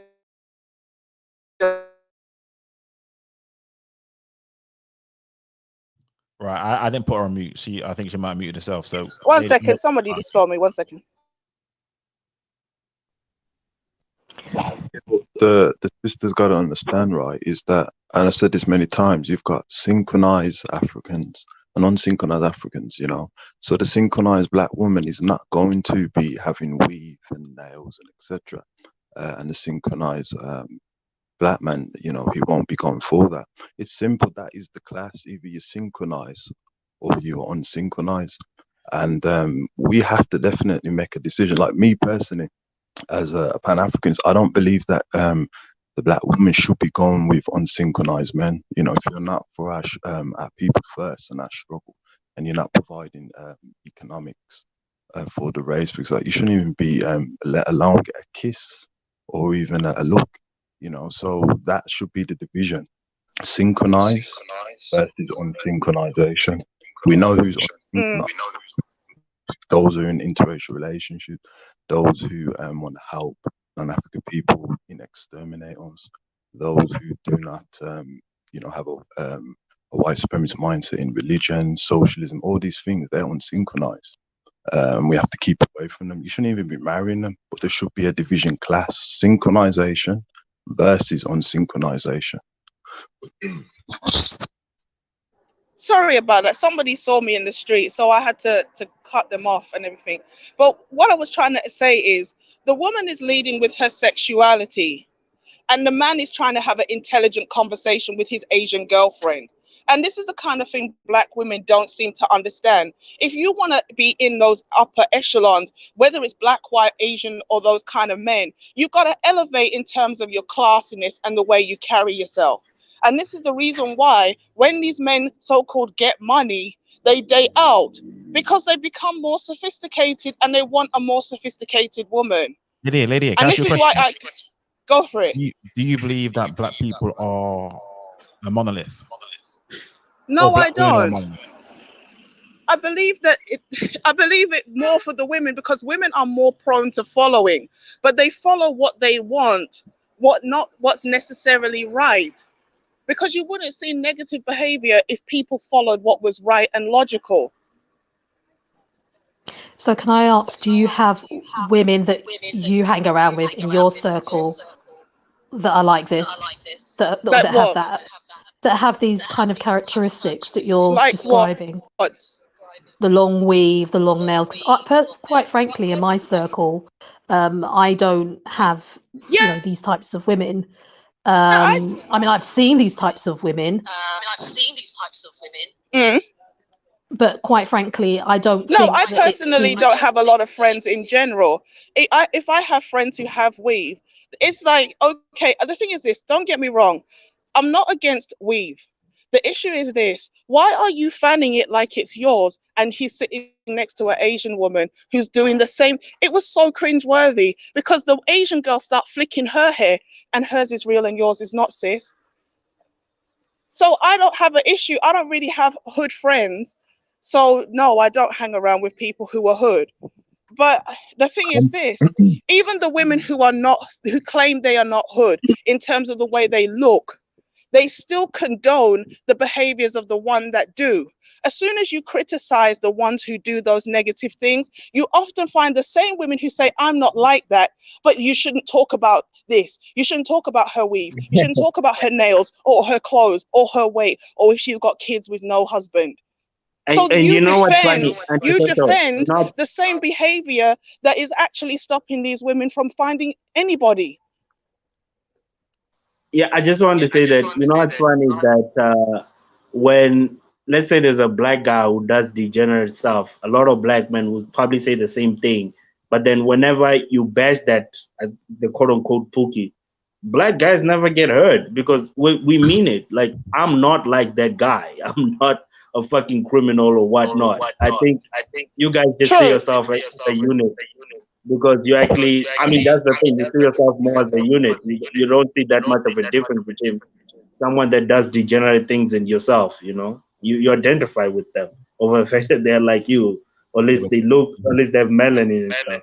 Part of True. it, And part of that's it, why I I think, said this. That's why I I said don't it's think it helps you different. that much. Because part of we've it, part of it seen is a black jealousy thing. women who say, I'm a good girl, still protect the ones who do the wrong thing. Look at this situation with Jada. How many times has Jada publicly humiliated Will? And there are still women saying it must be Will's fault. He didn't make her happy, or, well, what led up to it? There must be a reason why she did it. They're still making it. It's no, Jada could just be a rotten person. She's a female and she's rotten. No, but sister, But you women see, still Honest, I've protect seen her. double sides on that. I don't think. you cannot, we've made an agreement that the men's supposed to be leading. So it is Will Smith's But you by can't Jada force Pinkett Smith. them. Hold on, sister, hold on. It's not about forcing. It's about leading in the correct way. A man should lead a woman. If Will Smith is allowing Jada Pinkett Smith to talk to him in a certain way and come to certain forms of agreements that is going to go against the best interest of his family, then that's his fault. You've just said it clearly. Yeah, you're right. Yeah, Women follow. in Hold on, that sister. situation, you're right. Would you respect her? That women follow. And so, for example, when I was younger, and I used to hear a lot of my friends all the time talk about how a woman used them. Oh, she made me buy this. I was buying this for her. She made me buy a drink and stuff like that. No, you allowed her to do that. You see, you chose to buy her the drink in the club, thinking that you're going to get something afterwards. You gave her money, even though she's disrespectful. Women follow what men, allow them to do. And we have to take responsibility for that. You cannot say it's her fault. It's Will Smith because we flow. This is natural laws, ancient ways, and now. But then So at the same time, Candy, you have women raising sons and not even helping them to become mature men. Again, it goes back to what the brother said. You're having children with a low value man. He has nothing to impart to a son. So all you're doing is passing the cycle of degeneracy from one generation of males to the next, because the father is a lame. He's a pookie. He's got nothing. He has nothing of value to help his son get into the next the next level or jump a class or something, and these women are not even married. And I just wanted to say this: the biggest thing that's going to help change the society is marriage. It doesn't matter whether the woman makes more money than the man. If you are with that guy, you should follow him. Otherwise, why be with him? And especially, why have children with him? Once you guys get married, your children are more likely to have socioeconomic growth and everything, and be more productive members of society, because a man brings more to the table than just money, especially for his children. So the So the fact anti-socialite, that the women get incentivized because they can be a double, triple, even quadruple minority. I'd That's like to hear why your points on this gentleman that we're talking about. that got killed. Yes. I mean, look, bro. Again, like the brother said, you gotta do your vetting process. If you see the chick is deranged and you stay, unfortunately, that's what happens. But that happens whether it's two white people, two black people, or mixed couple. Oh, so If you see signs that the person is dangerous, it's not that these Yeah. women are. It's not that these women are commonly like that. It's just one individual woman that he did not vet no, I properly. Is know that that your? white women can be very treacherous, and they don't need to necessarily stab you, because they can just put on tears and everyone assumes that they're the victim because they're white. I have no illusions about that. But That's what sister, I personally think. you're missing one thing though. There's an ancient, well-known an African saying that the elders told me, that if you don't keep the black woman loyal, she'll destroy the nation. The white woman, the brown woman, the yellow woman. But the reason why they're loyal and whatever they want, they can turn their kids to be, Well, you live in a white land, so what do you expect? Hold They on, just, sister. it's in their interest to protect their women. Sister, I haven't finished what I said. With respect to you, right? Every other nation makes their women loyal. So you can't expect the Yeah, black but we woman. don't live in a nation where we have power. Our men cannot use the law on the women the way that other races can do that. Sister, you're being very quick of perspective. I like. For example, right? If you don't keep the black woman loyal, she won't keep the kids loyal and build the thing. That's a fact. The reason why the African woman in ancient times was very loyal, because the African man built establishments, economics, he had military science, political science. So whatever would happen, she would always be loyal, even if there was like discrimination of women. And we have that many times, especially Queen Edawalo, who was from Somalia. There was like a lot of discrimination on women, and she didn't join allies with the Portuguese when they was trying to destroy Somalia. So unless the black woman's kept loyal with economics and security, she will not build the nation up. We have to understand these rules and the. Again, Okay, brother, here's if my the point of women are not building their sons to be builders, how, so what, do you think they just reach 18 and suddenly they get an injection of manhood and productivity and then they go and build? Is that what you think happens? Or do women of other races make sure their sons have good fathers, extracurricular activities, they get moved out to at least a sensible neighborhood, and they make sure their children can read and write? That's what the women of other races do to make sure their sons actually are productive members of society. Yeah, but the women of the other races, for example, not suffer the willy link.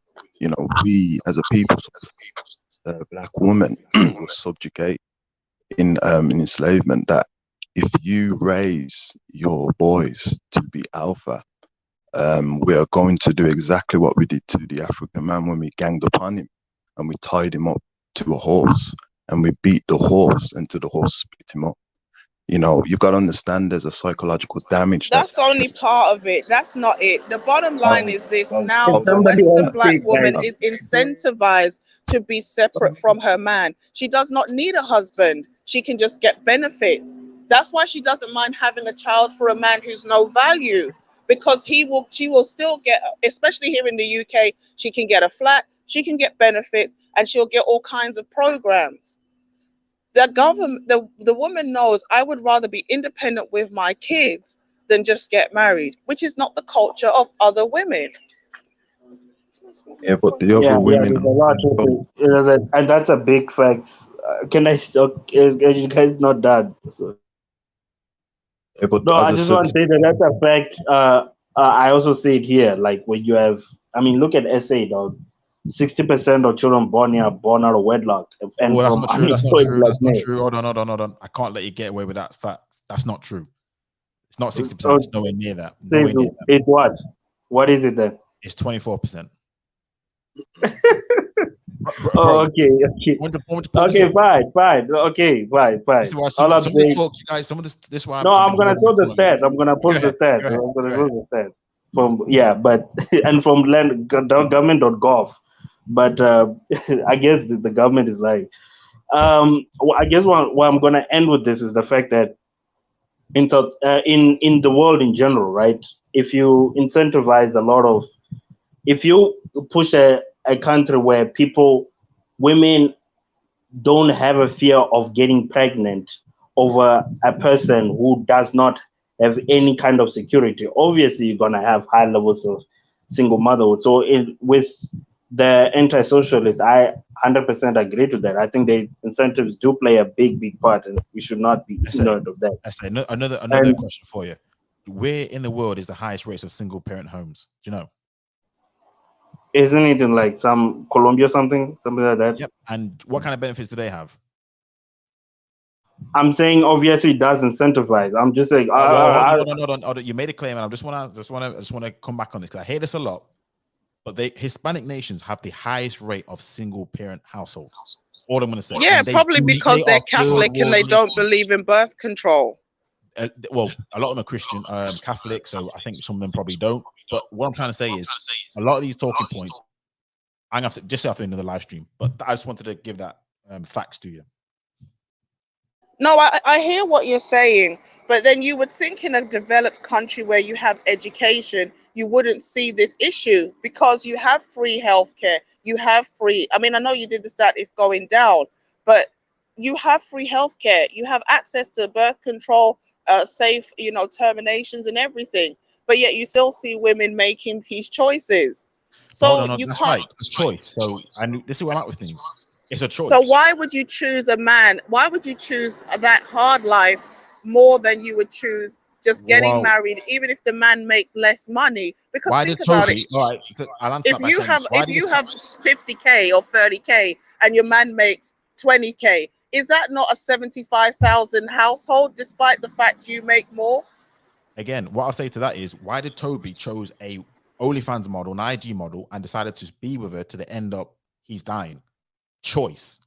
You have to ask these people these questions. You're asking the wrong guy. Their choice. The developed world, it has choice. There are consequences. It just is what it is. I mean, and as well, are we not looking at the issue? Why aren't the majority of black men marriage-minded then? Isn't this the real issue that's causing these concerns? I know Kel was talking about polygamy, but in a way, we are kind of we do have kind of a polygamous aspect to the culture anyway. I mean, it isn't agreed polygamy, but we're already kind of living that lifestyle, and I can't see any improvement in doing that. Okay, but the question, Fiona, is this. A marriage is a contract. It is a legally binding contract where you have a duty. It's not the wedding and the cake. Once the wedding is over, that is your spouse and you have a role to perform. So a lot of women, it feels like when they talk about marriage, they talk about a fairy tale. Whereas the man understands this is a commitment for life. He is more realistic about marriage. So why would you hitch your wagon to a female that doesn't add value? And I'm not saying no black women have value, I think but that what I I am actually saying is this.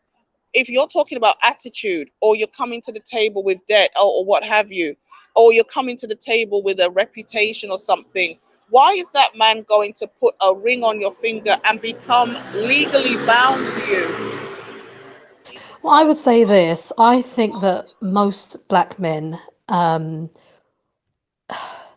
it's this whole pimp and hose kind of culture, isn't it? Most black men want to live a bachelor lifestyle. I think that children are simply a rite of passage. And I've said this in other broadcasts. I think children are simply a rite of passage. I don't think they're really of the mindset of settling down, which is fine. I do think they kind of have a sort of selfish mentality in that aspect. And that's fine. You're allowed to be selfish and you're allowed to not settle down. But my point is, you don't have to have children in that case. But I think that a lot of them do, and they don't understand the consequence of doing that. I And disagree. I see a that's lot of my No, young man. guys when Yeah. they're in their late teens who have puppy love, and the girls I've heard it like, oh, I like this girl, and then I found out she wasn't what I thought she was, meaning he probably saw something online and he was turned off. But then by the time that man comes into his prime in like his 30s, why does he have to date a 30-year-old woman who maybe is stuck in her ways? She's got her own place, her own car. She doesn't want to bend. She doesn't want to get rid of everything to start a new life with him. It's just easier for him to reach back to a younger woman or something. Women but of other all races are primed to accept marriage proposals at an earlier age. And that's another thing. Black but women where don't they're want to settle encouraged, down but early. black men are encouraged to sow their oats, though, aren't they? Not really. All men have been always told sow your oats, but I see a lot of, there is a period in the man's 20s where he's likely to want to play the field because he's finished his education, he's just started working, so he wants to enjoy being a free adult man. But I see a lot of young adults, like late teens, first couple of years of their 20s, they meet a girl and they're smitten, and when they ask her out, she doesn't accept But because she's young, she's not ready on the to one hand, settle you're saying that down. they're not ready to get married, and on the other hand, I said at a you're certain saying they should age, sow at the their end of seeds. at the end of a boy's teenage years to about 21, he's more likely to encounter puppy love, where if he meets a girl he really likes, he will want to settle down with her. But once he gets into the mid 20s range, that's when he's more likely to want to be a bachelor. And then in the early 30s, that's when he has a second round of, okay, I'm getting too old for the club now. Let me find a wife. Sister Fiona, That's how it goes. So if you're difference trying to settle down a 25-year-old who has no money, that's unlikely to be a reality. That's why I encourage age gap dating. If you are in your 20s, get a man who's in his early 30s because he's ready to settle down at that point. No, Sister I don't. Fiona, Yeah. when they're saying that, right? The difference, you were saying that we're living in a polygynous society, but the difference is between what you were saying and the African tradition of polygyny is that it was always had that you have to provide generational wealth, and you have to look after the community. The community would always sit down and see if this man or this woman's right for you based upon, you know. I mean, I understand the whole You understand what I mean? premise. I understand the whole premise of what it should be and what it should look like. I think it's going to be difficult for us to take that forward in Western society. I think that Western society, particularly black men, are very sort of taken over with the whole, they're the Congo dandies, basically, of the Western society. It's all, showing off cars, jewelry, that kind of thing. They're more likely, I mean, if someone says to them, oh, pay some child support, they're more likely to go into Nike Town and come out skinning and grinning with a pair of trainers, and feel happy and content with that, rather than paying child support, which literally all you're doing is refunding the mother who's had these kids 24/7. Every single shop you go into, they want something. So imagine if we tallied up every single penny that people, with women tallied up every single penny that they spent on their children, it would no way meet the amount in child support. So I always find it strange. All you're doing is refunding the person that has the children the majority of the time. So it's just another example of how what you're saying doesn't really work in the Western world, as far as I'm Sister concerned. Fiona, is it possible to have a government under a government? Is it possible to have that? I don't think so. I don't think it's going to work. I think that people are too. I mean, I don't think most people are going to agree to it. And even with the whole Will Smith and Jada thing, you see how that's working out, and that's sort of an agreed polygamous or open type relationship, and you see how that's working out for them. It's not. So no, I don't think that it's going to work. I think that times have changed, and quite frankly, I don't think that Black men in particular have the revenue to sort of oversee that kind of setup. Well, essentially, what you're going to be asking for is for women to go out and work and contribute to bills as well. So those women are going to be contributing to bills. Those women are going to be working. Those women are going to be taking care of the children. And I think, quite frankly, they're just going to lose all respect for you, because it's just things like, you're sort of lolling it up with two women, and there's no sort of benefit to it, is there, as far as I can see? Because you're not going to go out and get a job that can take care of two women, are you? Right, I'll go sorry, after sorry to cut Kale. Sorry, I Who just want to is? bring in Marathon Man in. Sorry, I just want to bring in Marathon Man Who just is? because he's been waiting a bit patient. Can you hear us? Yeah. Marathon Man? All right. Okay. Yeah. up- Hi. big up Can to you hear yourself. me? Yeah, I can hear you. Big up to yourself. Yeah. How you doing, White Man? Doing good. I don't know if you got a Yeah. lamp. You know, I I'm doing didn't hear well. the whole stream, but I'm listening now, and I'm hearing a lot of Good. There might be a bit of a delay, Don't know. Hello. Yeah, you got a delay. You've got a delay, Marathon Man. Can you hear me? We can hear you, but you got a delay. All right then. Do you know what I do? Okay. It's all good. But I mean, I've been hearing a lot of things said about Black men, and I don't know. This seems real personal. Most people are average. There's only the top 20-15% of any race that are above average. Most people are average. So to say that Black men don't have money for certain things, most white people, most Asian people don't. So, like I said, I'm hearing a lot of disrespect towards Black men, and it seems real personal, but it's not coming from nowhere. Are Black men all supposed to be high value? Are Black men meant to make as much money so no Black women can work? 80% of women of all cultures work. I think Marathon Man, I think you've kind of got the wrong end of the conversation. I think you've focused on the wrong end of the conversation because you've been a bit triggered. That's not really where the conversation has been. No one's disrespecting. Yeah, I am, absolutely. But I could be wrong, but that's not what I'm hearing, Okay, I hear you. Okay. Do you know what? You know why it matters? I'm going to fall back and listen a bit more. Yeah, bless up. Yeah. Sorry, no, but stay on though. Don't worry about it. Stay on though. Okay, cool. Okay. The conversation came about because we were talking about polygamy. Polygamy involves having marriage to several partners. So I'm imagining more than one woman.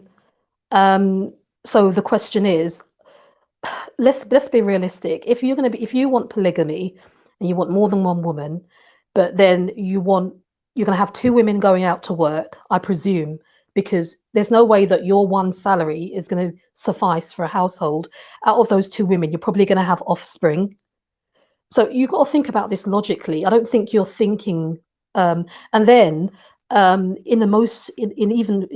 one-to-one sort of your traditional marriage, women are exhausted and get fed up at the best of times. So I think they're going to turn around and look at you and say, well, look, he's getting the benefit actually. What's the benefit to us? Because you're still doing everything that you would normally do in a traditional setting. You're probably going to have more stress because if you have kids and then that woman has kids, then you're going to have double the amount of kids. Then you're going to have one man. Let's be honest, it's sort of an 80-20 split in most households. Women do a lot more in terms of the child rearing in the initial stages and all of that.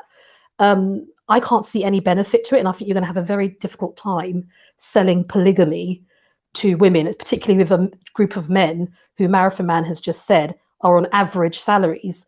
That's why most other people don't want polygamy, because they're all on average salaries. But for some reason, everyone's average. Most black men feel that they need polygamy. Why do you need polygamy? Men and Black men are average. Most people are average. I'm speaking to Kale about his saying polygamy Black men statement. But no one else is talking about polygamy. But most men are average. It wouldn't. it wouldn't be any different if it was white men. Most men are average. and that's Most men fine, wouldn't be able to do it. but they're not Yeah, talking but about brother, polygamy in the same way, are they? They're not talking about polygamy. In all the conversations that I've had in these black spaces, you're always going on about polygamy, but you're not thinking it through properly, and that's what's really annoying. it is the thing, sister Fiona, and all due respect to her. In case you didn't notice, we are on a plight of being exterminated, right? Our men are in prisons due to injustice, right?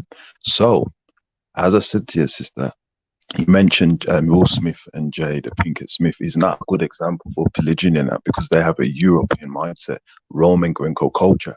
So what I'm saying is that if we use the African tradition, right, and apply it under a government, right, until we get our power back, that is more successful because you cannot, for example, say, oh, we're in the West, so that means nothing's going to work out. No, you have to use certain principles and codes of conduct to maneuver. So are you going to take us all off grid back to Africa in some piece of land in a desert somewhere to live?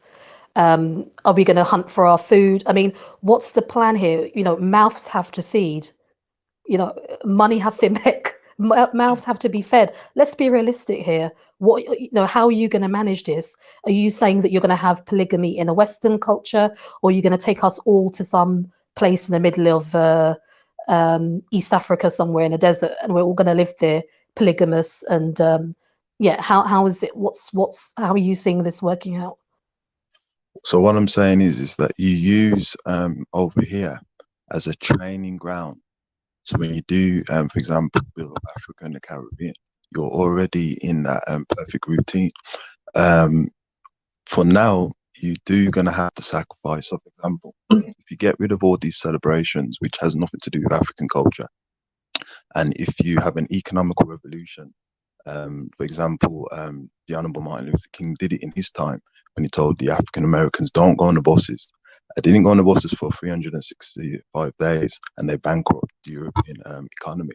If we do something like that here, right, then we can economicalize our money and we can help out the black woman successfully with trade jobs, etc. It can work if you want to do it, but you have to get rid of this European Western mindset of thinking, well, because we're here, it's not going to work out. It's not working out whether you apply it or not because it's going against your nature. So that's the solution, sister.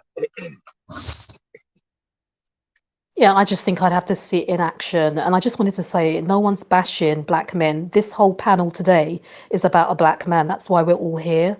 So that I just thought that was a topic. But we're not, I'm just trying to look at this whole polygamous thing in a realistic way.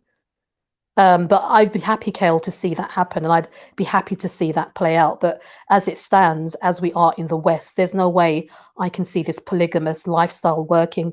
We're having these types of sharing of men in this country as it is already, and you see the state of the community and the state of the boys in particular that we're in. So to me, living in this country at this time, I can't see the benefits of having one man having 5 or 6 different women. I just can't see the benefit of that. Sister, would you say, right, that the the black woman is not going to synchronize conscious, I don't even want to say the word conscious, she's not going to synchronize Pan-Africanist communities, that she can say, well, before I want to have a relationship with this guy, I need these types of principles, for example, generational wealth that will last not just one generation, but at least 10. And I need this, and she's not doing that. Would you say that that is the more of the problem? We just don't, as a collective, we just don't have the power. And I suppose we do have the power in terms of just not dealing with men, or if you want to take it to the extreme, not dealing with black men altogether, not dealing with any men, because quite frankly, I don't think any men are on our side. I think as black women, particularly in the West, we're kind of on our own, and that's just the way I feel. And everyone else is entitled to their opinion. But I don't think we have the pulling power like other women do. So when I see people saying, "Oh, black women should do this and black women should act this way, and black women should demand this," if what you have to give isn't in demand, then it doesn't matter what you do. No one is going to adhere to it. As I said before, when black men get into sort of the middle class and upper class echelons of society, black women don't exist to them in those areas. So it's all very well saying this or that, but we don't have the pulling power, we don't have the clout, we don't have the same level of power that these other women do. And I don't think that other people understand that. No, the thing is, you have to be what men want. You have to be what the black man wants. Yeah, I agree, and I think that what the black man wants to be what he wants. Completely the polar opposite to what we are. That's the problem. They want the polar opposite to what we are. They don't want. They're not. So in this country or in the West, let's say, they're not instinctually attracted to black women. Now you can argue with me if you want. You can argue with me if you want to, but you and I both know, particularly in the UK, that is what's happening, and that is the.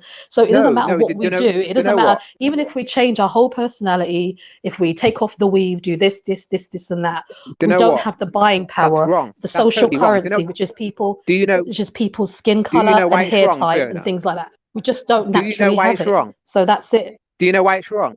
Do you know why you're wrong? Because most black men deal with black women before they go to other races. Most black men have dealt with a black woman before they go to other races. So you're wrong. Black men do want black women, but in terms of they're just a behavior, they're just a filibuster, though, aren't they? Until they get the people that they really want. That's the thing.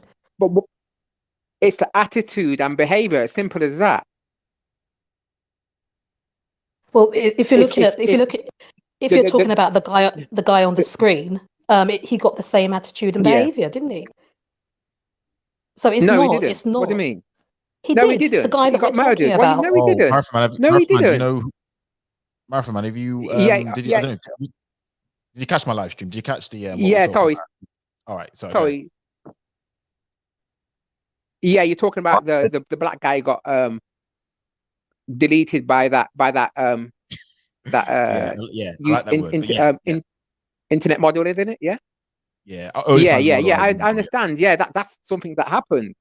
Yeah, but in terms of the behavior on a whole, that's a real tragedy, and it's of course there are people like that of all races, but it's typically the behavior and the attitude of sisters is combative, and we know that.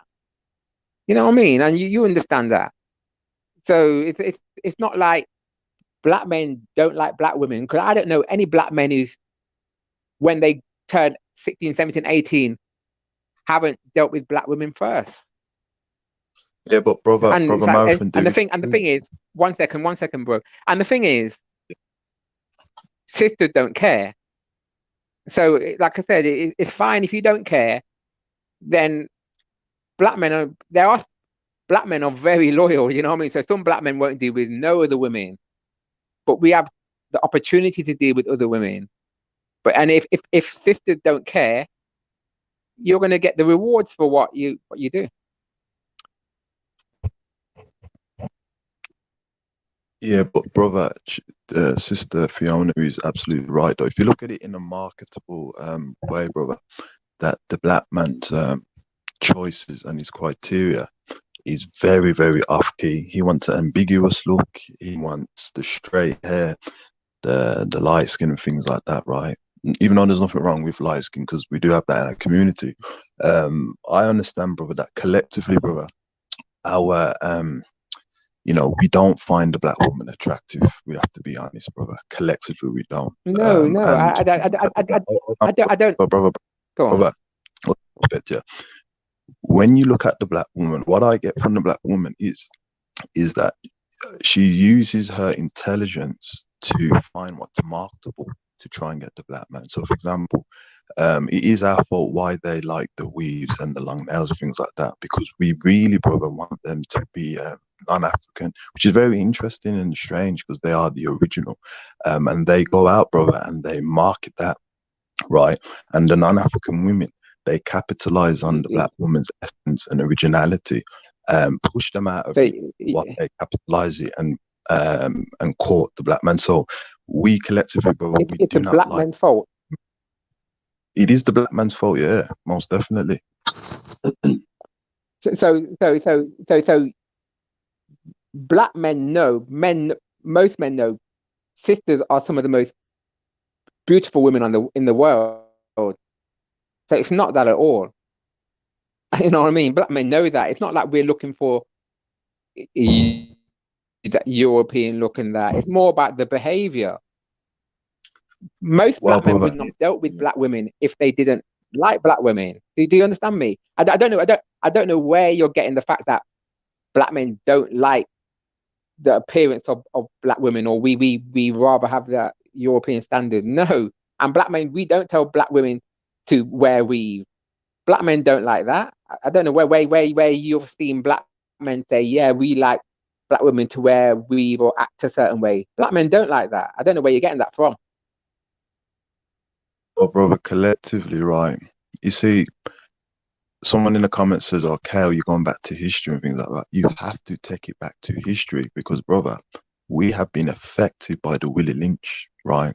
The black woman has been taught to not like herself, and the black man's been taught not to like himself. And the problem is, brother, is that we have campaigned our extermination of our own character assassination, so far. And collectively, brother, the black man does want that ambiguous look, you know. He wants that look where, you know, the black woman can, or a woman can have a bit of tan. Do you want that? Do you want that as well? No, brother, I'm a Pan-Africanist, brother. You know, I believe the black woman comes in all complexions and features. But collectively, brother, I do understand what the black woman's saying is that if women follow, then by necessity, they are definitely following what we want. And we definitely want, brother, unfortunately, collectively, may not be you, brother, but collectively, we do want the black woman to not look like the black woman, which is why I strongly urge for the black men who synchronize to keep away from marketable advertisement, what non-African people publicize. So keep away from that and keep away from them. It does work, brother, because I've grown up in that way. If you keep away from types of advertisement. Right.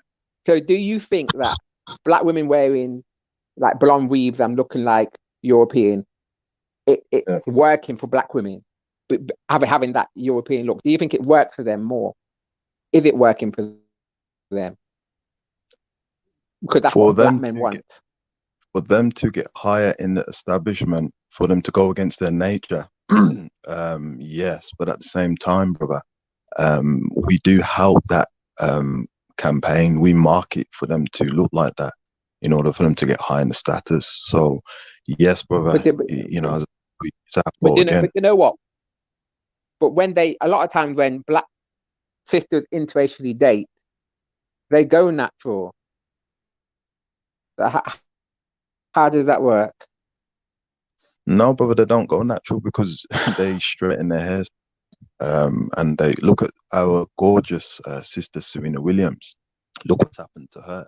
She's entered a relationship with a non-African, unfortunately, and she's decided to bleach her beautiful melanated skin and done a lot of altercations. So they have a hard time when they're in. I mean, look what happened to Halle Berry. You know, European husband told her, "You need to straighten our daughter's hair." You know, remember we are the creators first. I mean, do you know what? I think it's more of a case of. I think it's more of a case of a lot of sisters want to be like white women more than it's black men saying that we don't like you because you look like a black woman. You know, I think the thing is, why do most black guys have relationships with sisters before they interracially date? Why do they do that? If they really did it like that, if it's psychological in their mind, why would they even date a sister in the first place? Because it's marketable, brother. Unfortunately, the black woman's physicality has been marketable. That all she's good for is to have relations with her body type from the back, the front. This has been marketable, brother. Same thing with the black man. It's been marketable for us that our members between our legs is very big, which makes pornography very, marketable and profitable of our physicality. So, because we don't have a Pan-Africanist mindset and value the essence of the African woman's mindset, which is very strange because we're the only men that valued our women on the planet. The European man used to slave his woman and treat as a vessel. The Asian man used to burn his woman and treat them as a vessel. And the Middle Eastern man used to bury the daughters that came out of the womb of the Middle Eastern woman in the ground. So it's very strange that we have these essence of looking at our women, not just their physicality, but their intellectual mindset. But now we've been subjugated to see them as physicality. That is why we sleep with them. We don't want them for their mind, brother. We want them because it's marketable, that you're going to have a good time with an African woman who has a big behind, luxurious chest, and vice versa, big member from the black man. It's going to go out. Right. I'm just going to go to Stanley. Just to sorry, I know you guys are going to have a back and forth. Let me just go to Stanley. So welcome, Stanley. Hope you're doing well. I'm doing well. Hello, everybody. Cool. I just have, of course, I always have questions for Kale. Two things. Number one, can you appreciate black women and not be a Pan-Africanist? No, it's going to be very difficult, brother Stanley. Okay, so if you're raised by black parents and you have, black siblings who happen to be sisters, there's no way you can do that. You can have a true appreciation without a Pan-African mindset. That's absolutely right. Because in order to value the black brother, you have to have codes of conduct and how to value it. If you don't have these codes of conduct, you will not value her. The European man has codes of conduct to value his woman. He's made an agreement with his woman, and by the way, they don't like each other. Because if you watch historically, there's a film called Made in Dagenham, and you had a European woman protesting in the 60s that they want their right. He doesn't like his woman, but in order for his race to survive, he will make an agreement that if you help what babies come out of you, I will protect you in this way. So unless you have a Pan-Africanist mindset, brother, you will not value the black woman or the black man. Okay. Well, I thoroughly, as you probably already know, I thoroughly disagree with that. I don't hold that particular opinion in high regard. And then the other second question, and it'll be my last question for you. You talked about lightening creams and stuff like that. And, having grown up in the U.S. and, until, I went to school with my first white person, I was maybe 7th or 8th grade, which is around 12 or 13. And I'd never heard of lightening creams or these skin lightening creams until I happened to read a book or a magazine or something about one of the countries in Africa. So, you address a lot of things that go on in the West, but I don't know that I've ever heard you talk about some of the same things that actually happen on African soil. And I don't see a back to Africa, movement as a solution to much of anything. So, maybe that's more a statement than a question. Well, I've said this many times. The Honorable Marcus Garvey made it clear he didn't want all of us to go back to Africa. The Back to Africa movement was created by a European man, which is nothing to do with us.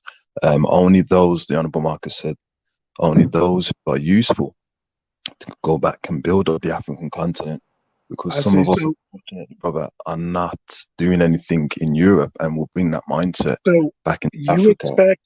You expect the West to adapt to Pan-Africanism? No, brother, I only want African people to adapt to their ancient ways. It's nothing to do with the West. We don't want Okay. Europeans. So can you do that and live in the West? You can do it under circumstances. So, for example, as I was telling Sister Fiona, if you formulate a code of conduct of the community to build, to practice, so you can go back to Africa and build Africa and the Caribbean, you can do that. Everyone else does it, by the way. Asians, Middle Easterns, they do it when they're in different countries. Even Europeans do it as well. When they're in Africa, they formulate a code of conduct to build up Europe. So we can do the same thing. But yeah, but by the third generation, that's changed. Hold on, brother, hold on. The reason why it can only be temporary, because non-Africans don't share power with African people, so it has to be a temporary thing, and then going okay, back. well, let me answer that point, because what do 3% of the British population? I'm sorry, in England, 3% of Black people in England and 14% of Black population in the U.S. What do we control? Well, this is the thing, but we don't control anything. That's the whole point. It's why you have to form a code of conduct to use Europe as a training ground to build up Africa and the Caribbean and protect the African Americans with military power. So that's the whole point, brother. Until we get our power back, we can have an economical revolution, because that's powerful. And we reduct or relinquish putting our money into non-African institutions to build ourselves up, and then we can get our power back by building up Africa and the Caribbean. All non-African people, by the way, Brother Stanley, they use Africa and the Caribbean to build up Asia, build up Europe, build up the Middle East. Why can't we build up ourselves by using the same resources which they use, which we neglect? That's how you get your power. We don't control those resources.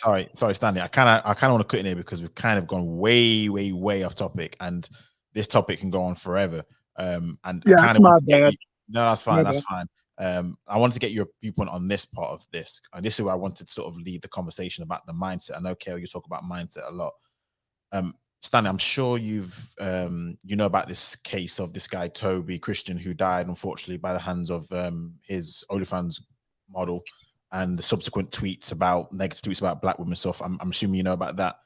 Well, I think, I don't know that this particular individual, it sounded like he had some problems, This I want to ask you. I want to ask you the psychology of men like this. I'm not blanket sweeping everyone who dates out. Men like this, particularly like in this case of Christian. What are your thoughts on his mindset, his psychology? That's what I kind of wanted to get your viewpoint on. I think he probably had several other problems besides, the one that you're discussing. I don't think his psychology manifested. Well, I'm saying it manifested in other ways. I mean, when you go out of your way, something that you said earlier, about I think it was you that said that social media is the best thing and the worst thing that's ever happened to us, and it was the worst thing that could have happened to this dude. Well, second worst thing. The thing is, you know what? Sorry, but you were saying like she deleted him, but you're talking about his mindset. Because the relationship was very tumultuous. I said this in the beginning. I don't know if you call it this. Okay. There were so many red flags. There were so many situations where, and I was comparing the tweets, and had this been a Black woman beforehand, this would have not got to even this stage, because most Black, it wouldn't have been a relationship. That's what I'm saying. But this guy, he sounded like he really wanted this white woman so much that she was toxic, right? Yep, all the traits. She's on OnlyFans. I think they had a relationship was very aggressive. So their friends were saying very tumultuous. They didn't understand it. All that kind of was very toxic. But then it may probably was not as toxic. Well, he believed it wasn't as toxic as it could be in a relationship with someone who looks like you. But why is that? Do you see what I mean? That's the mindset. Why? Because right there, what you just said there has cost him his life, you could argue. Yeah, absolutely. But it's like in terms of the agreeableness and aggressive nature, and it's how we've been brought up, especially in the US, sisters are more assertive, more aggressive in their dealing with the majority are dealing with black men. Do you see what I mean? Do you okay then? But do you? I made this statement. I don't know if you agree with it. This is my viewpoints. Black men are red pill when it comes to black women and blue pill when it comes to non-black women. I don't know. I date interracially. You know what I mean? But what I mean is, a lot of black guys will let their guard down in ways which they will never do with a black woman. I've heard black guys I know uncles who they're women that black white women don't cook, don't clean. They do half the shit that I guarantee a black woman they would do. Now, okay, I'm not gonna disagree. Black women do have attitude. I'm not gonna disagree. They do have a bit. They are more feisty. They can be. You know what? I get it. But even getting past some things. Go ahead. No, the thing that I agree in that sense, because a lot of black guys think they're dealing with a Becky. It's going to be all roses. But if you're dealing with a ghetto Becky, it's going to be just as bad as worse as dealing with this white woman. Like she's not ghetto though. She's middle class. Yeah, she's middle class. Okay. Yeah. You won't expect to get that behavior from a Becky who's middle class. Brother but obviously she had other issues. Brother Marathon, did you just say, brother, that date interrelation? Did you just say that? Did you? I date interrelation. Yeah, my girl. Yeah, Becky. Okay, then, brother, all due respect to you, brother, you are not qualified to be speaking black relationships. Unfortunately, no disrespect to you. You're my brother, things like that. Yeah, but you cannot speak on our matters when it comes to relationship. Well, he's qualified to speak on this because this is the whole topic that we're talking about. No, you know why it matters. Can I talk on your panel? Is that okay? Yeah. Absolutely. You can okay. Talk, yeah. Okay. No. Well, why am I not qualified again? Sorry, my bro. Why am I not qualified?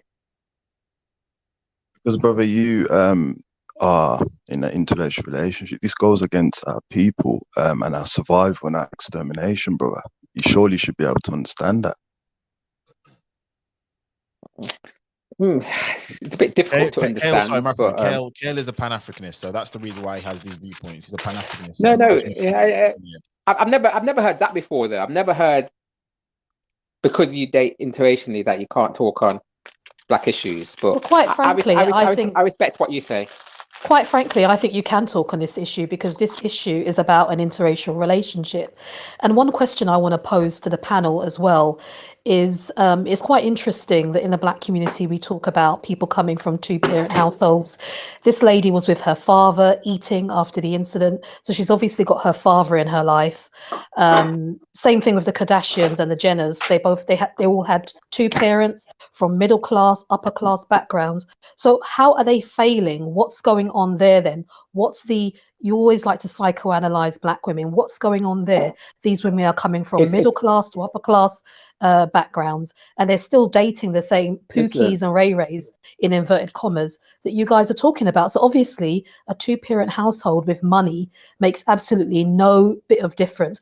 Technically they should be choosing better. You're talking loud for it. It's about probability and possibility. If you have a two-parent household and you live with your mum and father, you're more likely not to get involved in this type of shit.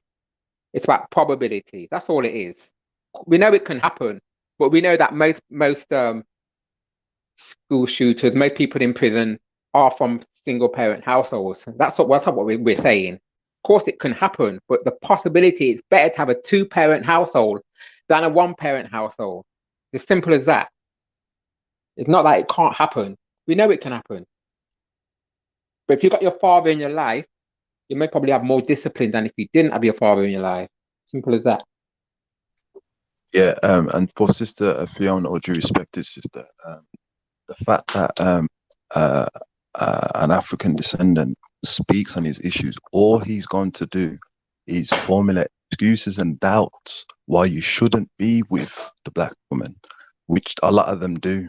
They make excuses, because of this, because of that, and forget the black woman's been engineered to go against her interests as well as the black man. So that's why he shouldn't really be speaking on that issue, sister. With all due respect to the panel, brother White Matters, thanks for having me on the show, and I always support you, my brother. Always. You know, appreciate you, Gail. Appreciate you. So big up to yourself. Bye.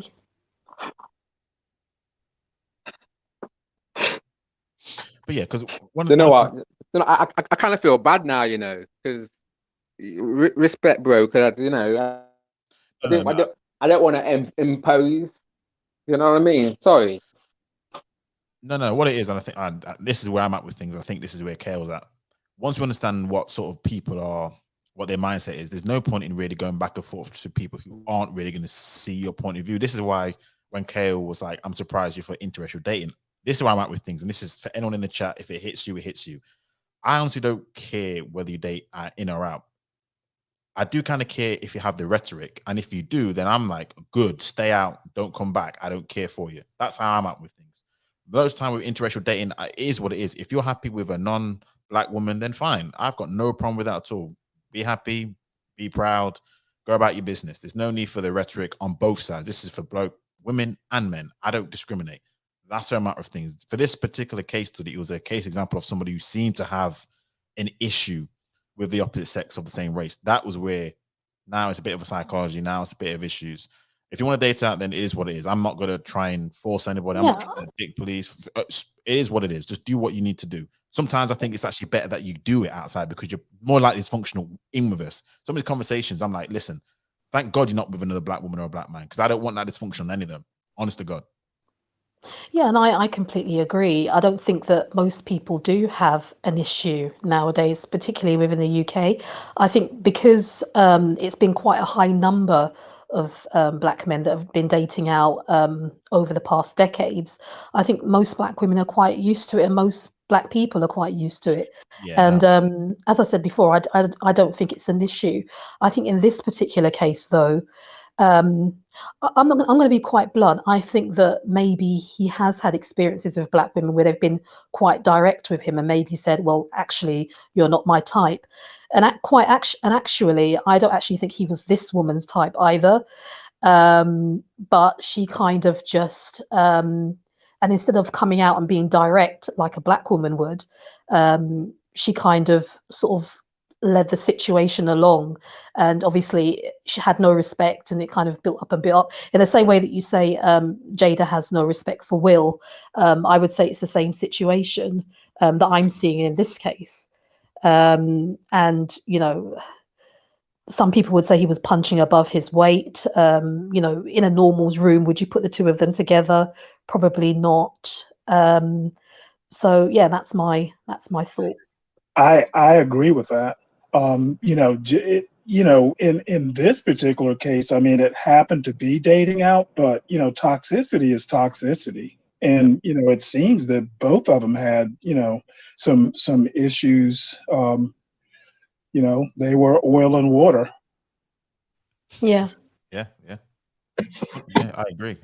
And I know the reason why I brought this up, I suppose, it's just what I've seen a lot of these spaces and what I've heard from a lot of panelists is, again, and this is why I put white individuality, black collectivism. We do this a lot.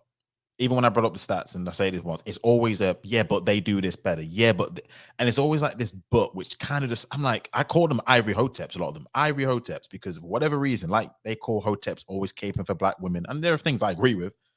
Same with these Ivory Hoteps. Whatever it is, they cape for non-black women in such a way where it's like, it doesn't even matter what happens. So I know that's why I say a lot of them are blue pilled for these non-black women, and they're red pill or black pill when it comes to black women. It's just a psychology of it all. I mean, like you said, toxicity is toxicity, regardless of the gender, regardless of the race.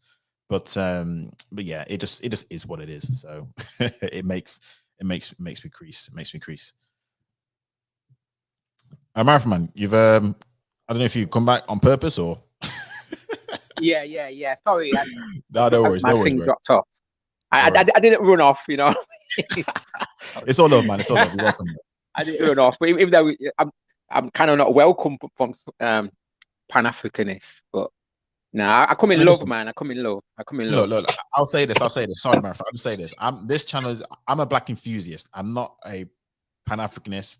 There's things like I'm a black enthusiast, so there are things which I do like black people. You know what I mean? So there are things I want to see which may be a bit of a romanticist. But yeah, go ahead, Marathon.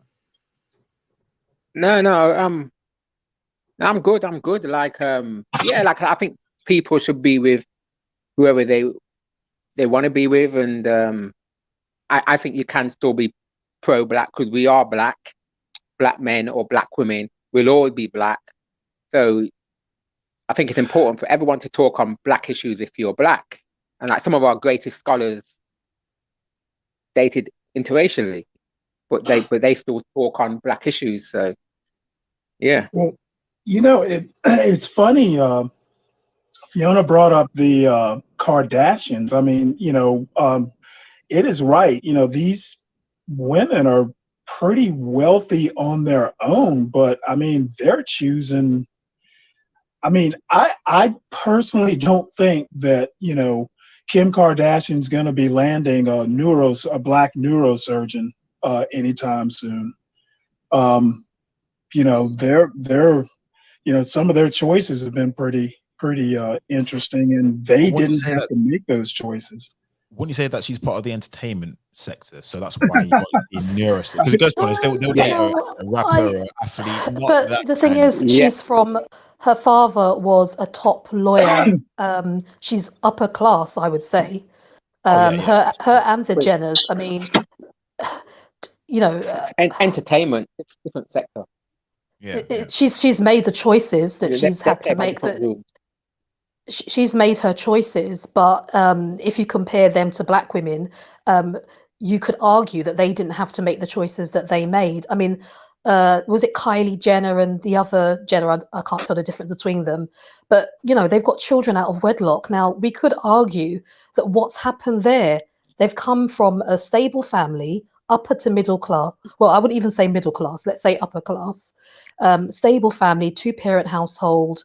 But the men that they've chosen, and the fact that Kim's been married how many times? This is now her 4th or 5th marriage. What's going on there? What has failed there? And this is actually becoming quite a popular thing for women, non-black women, to do, actually.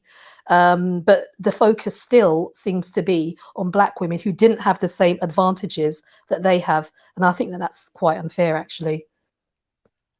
I will say this: I guarantee, even though Kim has, how many kids does she have? Is it 3? I think. I think 4. 4, okay. And she's twice divorced, maybe 3 times divorced. I guarantee black guys will be up in their DMs, and I'm about successful black guys. So I don't know. Take that as you want. I don't know. And white guys. Yeah, and white guys. So, and this is why it kills me when I hear these things. I'm like, you guys don't listen to the white manosphere because they talk about the same issues. But exactly. But that's why I don't try and individual. I'm like, no, they talk about the same issues about these white women only want certain types of men. They don't care about this. Yeah. And it's like, but no. The white men have been on this for time. Yeah, like that. Our issues are slightly different, but there'll be the racial element. It's a worldwide issue. Yeah, there's definitely racial element. I don't disagree, but sometimes I almost think that people think that they're this. Oh no, it's just Irish. No. And this is where there's so many things from this live stream I've taken away. About and I don't know what a lot like you said, a lot of black guys think it's about getting a white girl, a Becky. It still matters. Upbringing, background still matters, and it's really important that people realize that. A lot of guys don't realize that. They just think it's like white better, but no. If she'd come from dysfunction, you're going to get the same thing. No, I agree, and this is where I think there are a lot of naivety when it comes to black men, especially when it comes to that. Because you're right, it's all about that person's individual, the household, their upbringing, irrespective of race or culture. So there are a lot of situations like, okay, you're more on guard for other people, but you're less on guard. Like, oh no, they must be better. That must be better. That's the standard. And it's like, oh my god. But I'm like, that's why. And the thing is, it's an education, really. And I think a lot of black guys have never experienced a type of femininity, because sometimes even some of the most ratchet Beckys have a base level of femininity, but it's bullshit. But it's there, and a lot of black guys have never experienced that at all, so they get hyped up, and as you said, they go blue pill for Becky. Yeah. Now I wanted to ask this, Marathon Man, because I maybe unfair to the panel. No, ask me. Do you think there is a different level of femininity that just exists as general from non-black women and white women, just because we're just different? Like there's a different level of masculinity for black men than white men because we're just different. Do you think there is something that, or is femininity just femininity across the board? If that makes sense. I think there is definitely just type of inherent difference. Yeah, there is definitely in terms of femininity between sisters and Becky. There's definitely a difference. And it's difficult for a lot of sisters because they really have to try and bring out that femininity in terms of the, you know, a lot of sisters, black people in general, we're very proud. We're proud people, and sisters are very proud people. So would you also agree that masculinity for black men is different than white men's masculinity? I don't think white men are. I think black men are more symbol of masculinity, to be honest. I don't see white men as being more masculine than black men. I can't see. I think the traits are pretty much the same. But I don't see white men as being more on the base level. I don't think they see themselves as being more masculine than black men, to be honest. No, okay. We're definitely different in terms of female because with women, femininity is really important. And I think the thing with Becky, they don't have that type of ego. You don't think so? And no, they don't. They don't have that type of ego in terms of. Boy. No, they don't. From my experience, they don't have that. Okay, it's not so open. It's not easy to see that ego in Becky's. You know, it's like being submissive does not make them feel like lower than you. So they have that ego, but being submissive doesn't make them feel like they're lower than you. Like I could give you some examples, but I'll let the rest of the panel speak.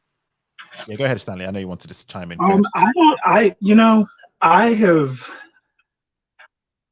I think there are kind of differences as far as masculinity, feminism, or femininity across racial lines, at least in the United States. There are differences, but I can hear some like your phone. Yeah, I'm sorry. That's my sister calling. I think there are differences, but not huge differences. I've known, black women models who were kind of prisses, and, I've known, white women who could, their favorite thing to do was go to the gun range and shoot. So, I think it's a lot more individual than a lot of people think. The thing is, but there are differences. The thing is that they can go to the gun range and shoot and still be feminine. Do you see what I mean? It's like right, but I mean, it's like music. There are different types of music, but it's all music. If that makes sense. Yeah. And this is what I wanted to get to, and this is where I think, we have a standard of success, we have a standard of beauty. There's an element to this where I think there's a standard here that we impose upon.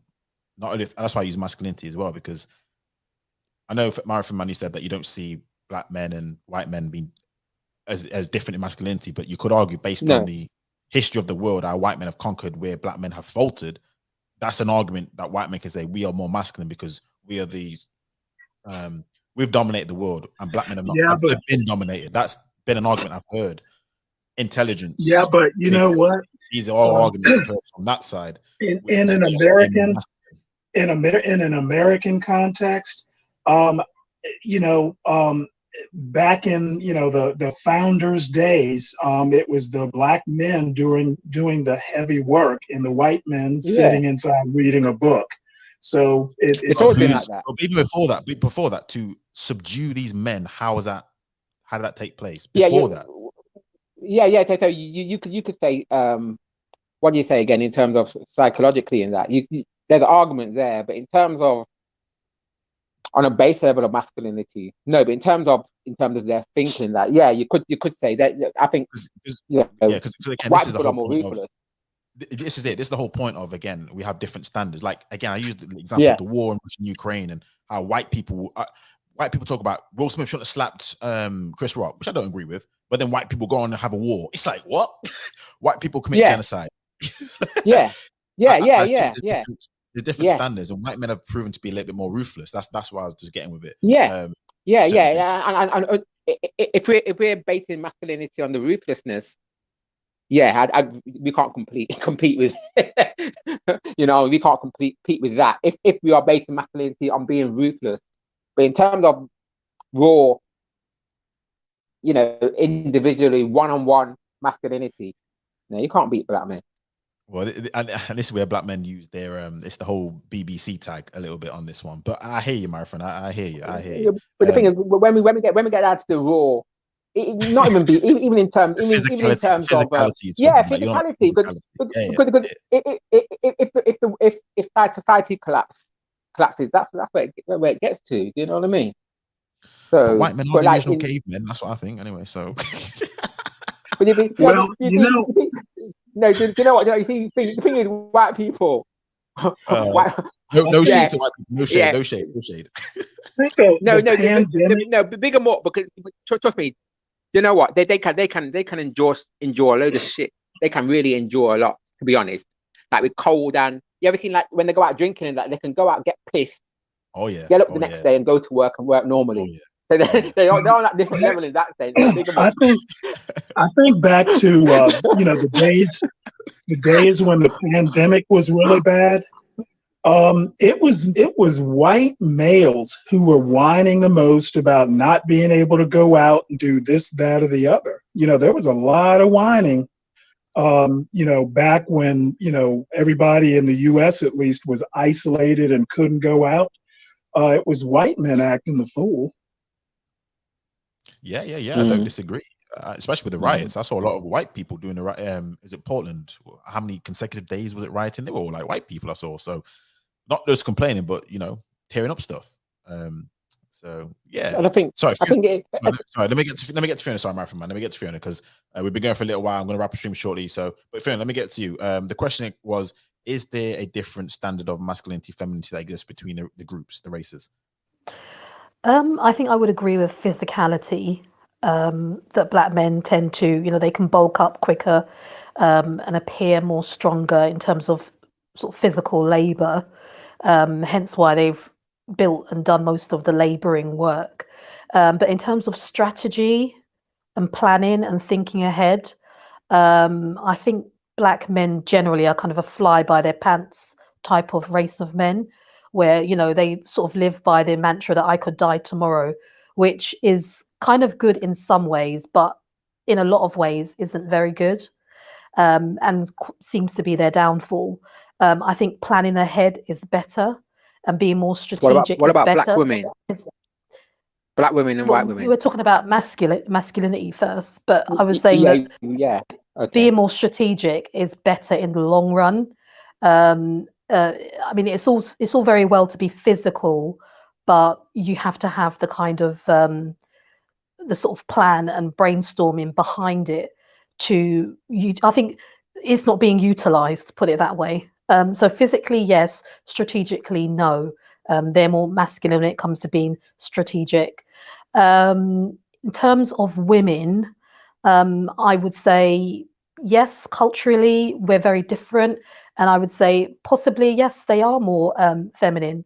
And I would argue that they've always had the space to be that way. I think our backgrounds are very, very different. It means that when they were up in the big house, sitting down, we were out in the field working alongside you. That's what it means. Listen, while we were breastfeeding. Hold on. While we were breastfeeding, and white women work as hard as black women. You know what I mean? While we were breastfeeding their children, You know, they were putting on their pretty dresses. So yeah, I think that we've kind of, the culture's been carried on, and that's why there's this difference. Yeah, and I agree. That's why all black women women are work. feminine. All women work. No, I said we are less feminine. We are, and it's because of the Okay. culture that's been passed down. That's what I just said. Really? But I said that, but I'm just giving the reasons behind it. I'm just giving the reasons behind it, and the fact that we've never really been like, for example, when the men went to World War II, there was whole documentaries made about how the white women had to go out to work. I mean, it's no big deal for us because we've been working. We've always been working. But it was this White whole women have been working too. whole movies about it when they but they were all housewives that had to go out and build planes. And there was all I've seen the documentaries about it during World War II. And there's this whole, because they were housewives and they had to go out and work, there was this whole big thing made about it. No one makes a big thing about the fact that it's what triggered the women into work movement because of that. Because when the men came back, they wanted to take their place, but we're like, no, we're working now. So that's what triggered a lot of the say the second wave of feminism, if you like. But no one speaks about the fact that we've always worked from day one. But they had to make a whole move. Why are you making a movie if you've always been this way? Okay, so they haven't always been that way. Why are you making movies about you going out to work to build planes when we've been always working? We've always been at the same level. So you shouldn't complain then. You should be happy working. You should be happy working then. What's the issue? You always work. Be happy with it. Well, no one's saying that. You should be working. You know, I've heard you say, you know, that you have to work and this and that. You're used to working. Black women are used to working. No, what I've said is you're used to being more masculine than feminine.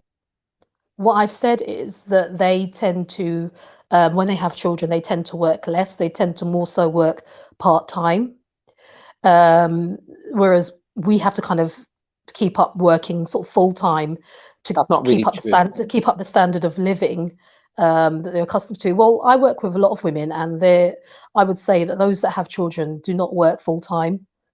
Maybe because they've got husbands. But most people do. 70 to 80% of mothers work, of all races. Yeah, they do work, but they work part-time, not full-time, which a lot of black mothers work full-time. No, and I would agree with you. It'd be really useful for us to work part-time, because then you could spend time with your children doing most women do, those kind of nurturing things. They do. Most women do. They do work part-time. The same with it benefits a woman to work part-time if she's by herself. Do you see what I mean? So they do. There's no real difference. You're making it like white. They're working part-time, but a lot of these women are working full-time with husbands and partners. But some of they're working part-time with a partner. I don't think sisters are working any harder. No, I haven't seen the stats with that. It's just majority of mothers work. Do you know what I mean? And I don't think the majority of black women work. Yeah, the majority of black women work. Never said that they didn't work. The majority of women work. The majority of women work. It's not about black. The majority of women work. 80%. Are you talking about part-time or full-time? Is that what we're saying? Is that the difference? I don't see a lot of South Asian women in the workplace after they've had children. They all work. Yes, they do work. They do work. They do work, or they manage without working. They do. Is that part-time? Is that part-time or full-time? Because there's a massive difference. Most work. I think it is full-time. Yeah, most work full-time. Yeah. I don't know if you know of Thomas Sowell, but this is one of the things where he was talking about the gender in the UK. And Thomas Sowell was saying because women tend to work part-time after having kids, which is the reason why there's a gender gap, a gender wage gap. It's not because it's discriminatory, but it's because women will work less hours because of kids and all that other stuff. So that's the reason why they're less. Well, I have to interject. I've looked at the stats and it definitely says that majority of women work. I'm not sure about the full or part-time. Sorry. Okay. I have to interject to Thomas Sowell's name. He's not the best social critic I've ever come across. I'll put it that way. Fair enough. I mean, also, I think Milton Friedman has also said similar situations. Walter Williams. But the thing is, the thing is, even if we don't agree with somebody, they can still talk some truth. You know what I mean? True. So Yeah. even if you don't agree with what he said, they do, But they're truth in everything. I'm going to make a broad statement here. Economists make lousy social critics. Okay.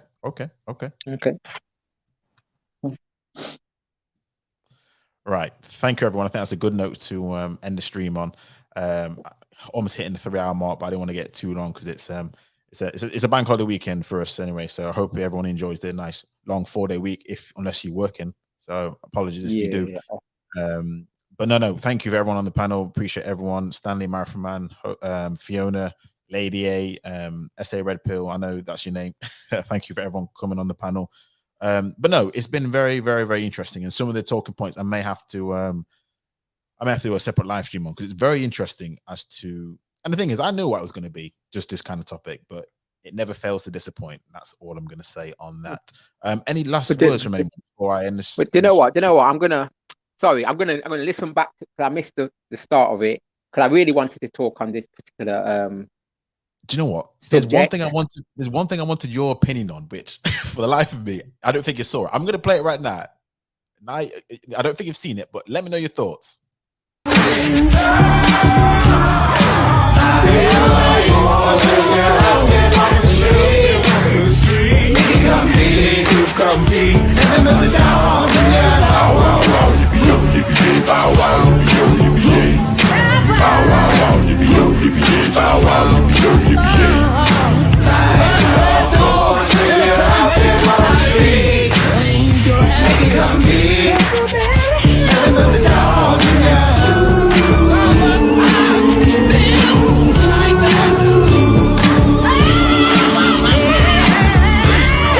Never seen a kitty on a leash. Why I gotta be this way for me? Must be the beast. All I wanna do is run the streets like my OG. Shout out us in Wh1te. Indeed, I'm a different pedigree. Got a pretty nice bite, but the wrong kind of mean. Got a little bit of hindsight, I'm older than you think. Living life on all fours and we running till we freak.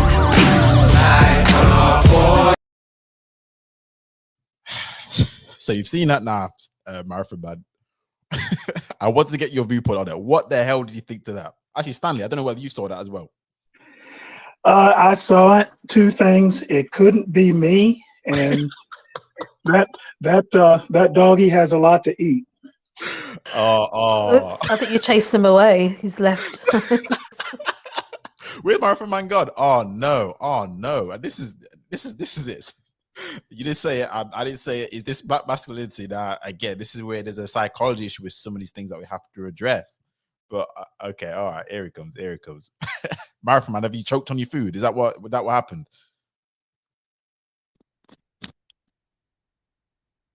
Hello. Hey. Sorry, man. My internet's shit. But you know what? that man needs a box and a kick. That's what, if I seen him, I would kick him and box him. It's an embarrassment. Same to me. And the thing is, I didn't know if there was any context to it, but bro. And the thing is, yeah, this is another thing as well. I mean, I didn't want to say it, but this is what I see sometimes. Where I'm like, there's standards that they say that they want and what I see. And that guy, he was just, that ain't simping. That is something on a whole new level. He's beyond saving. He's beyond saving. You know, yeah, I rebuke. No. You rebuke it. That's what I'm saying. Some of you guys need to clean this mess up, man. You guys who date out and stuff, sometimes you need to clean this mess up. I know it's not your fault, but you might have to clean this stuff up. Not to do with me. No. Oh, God.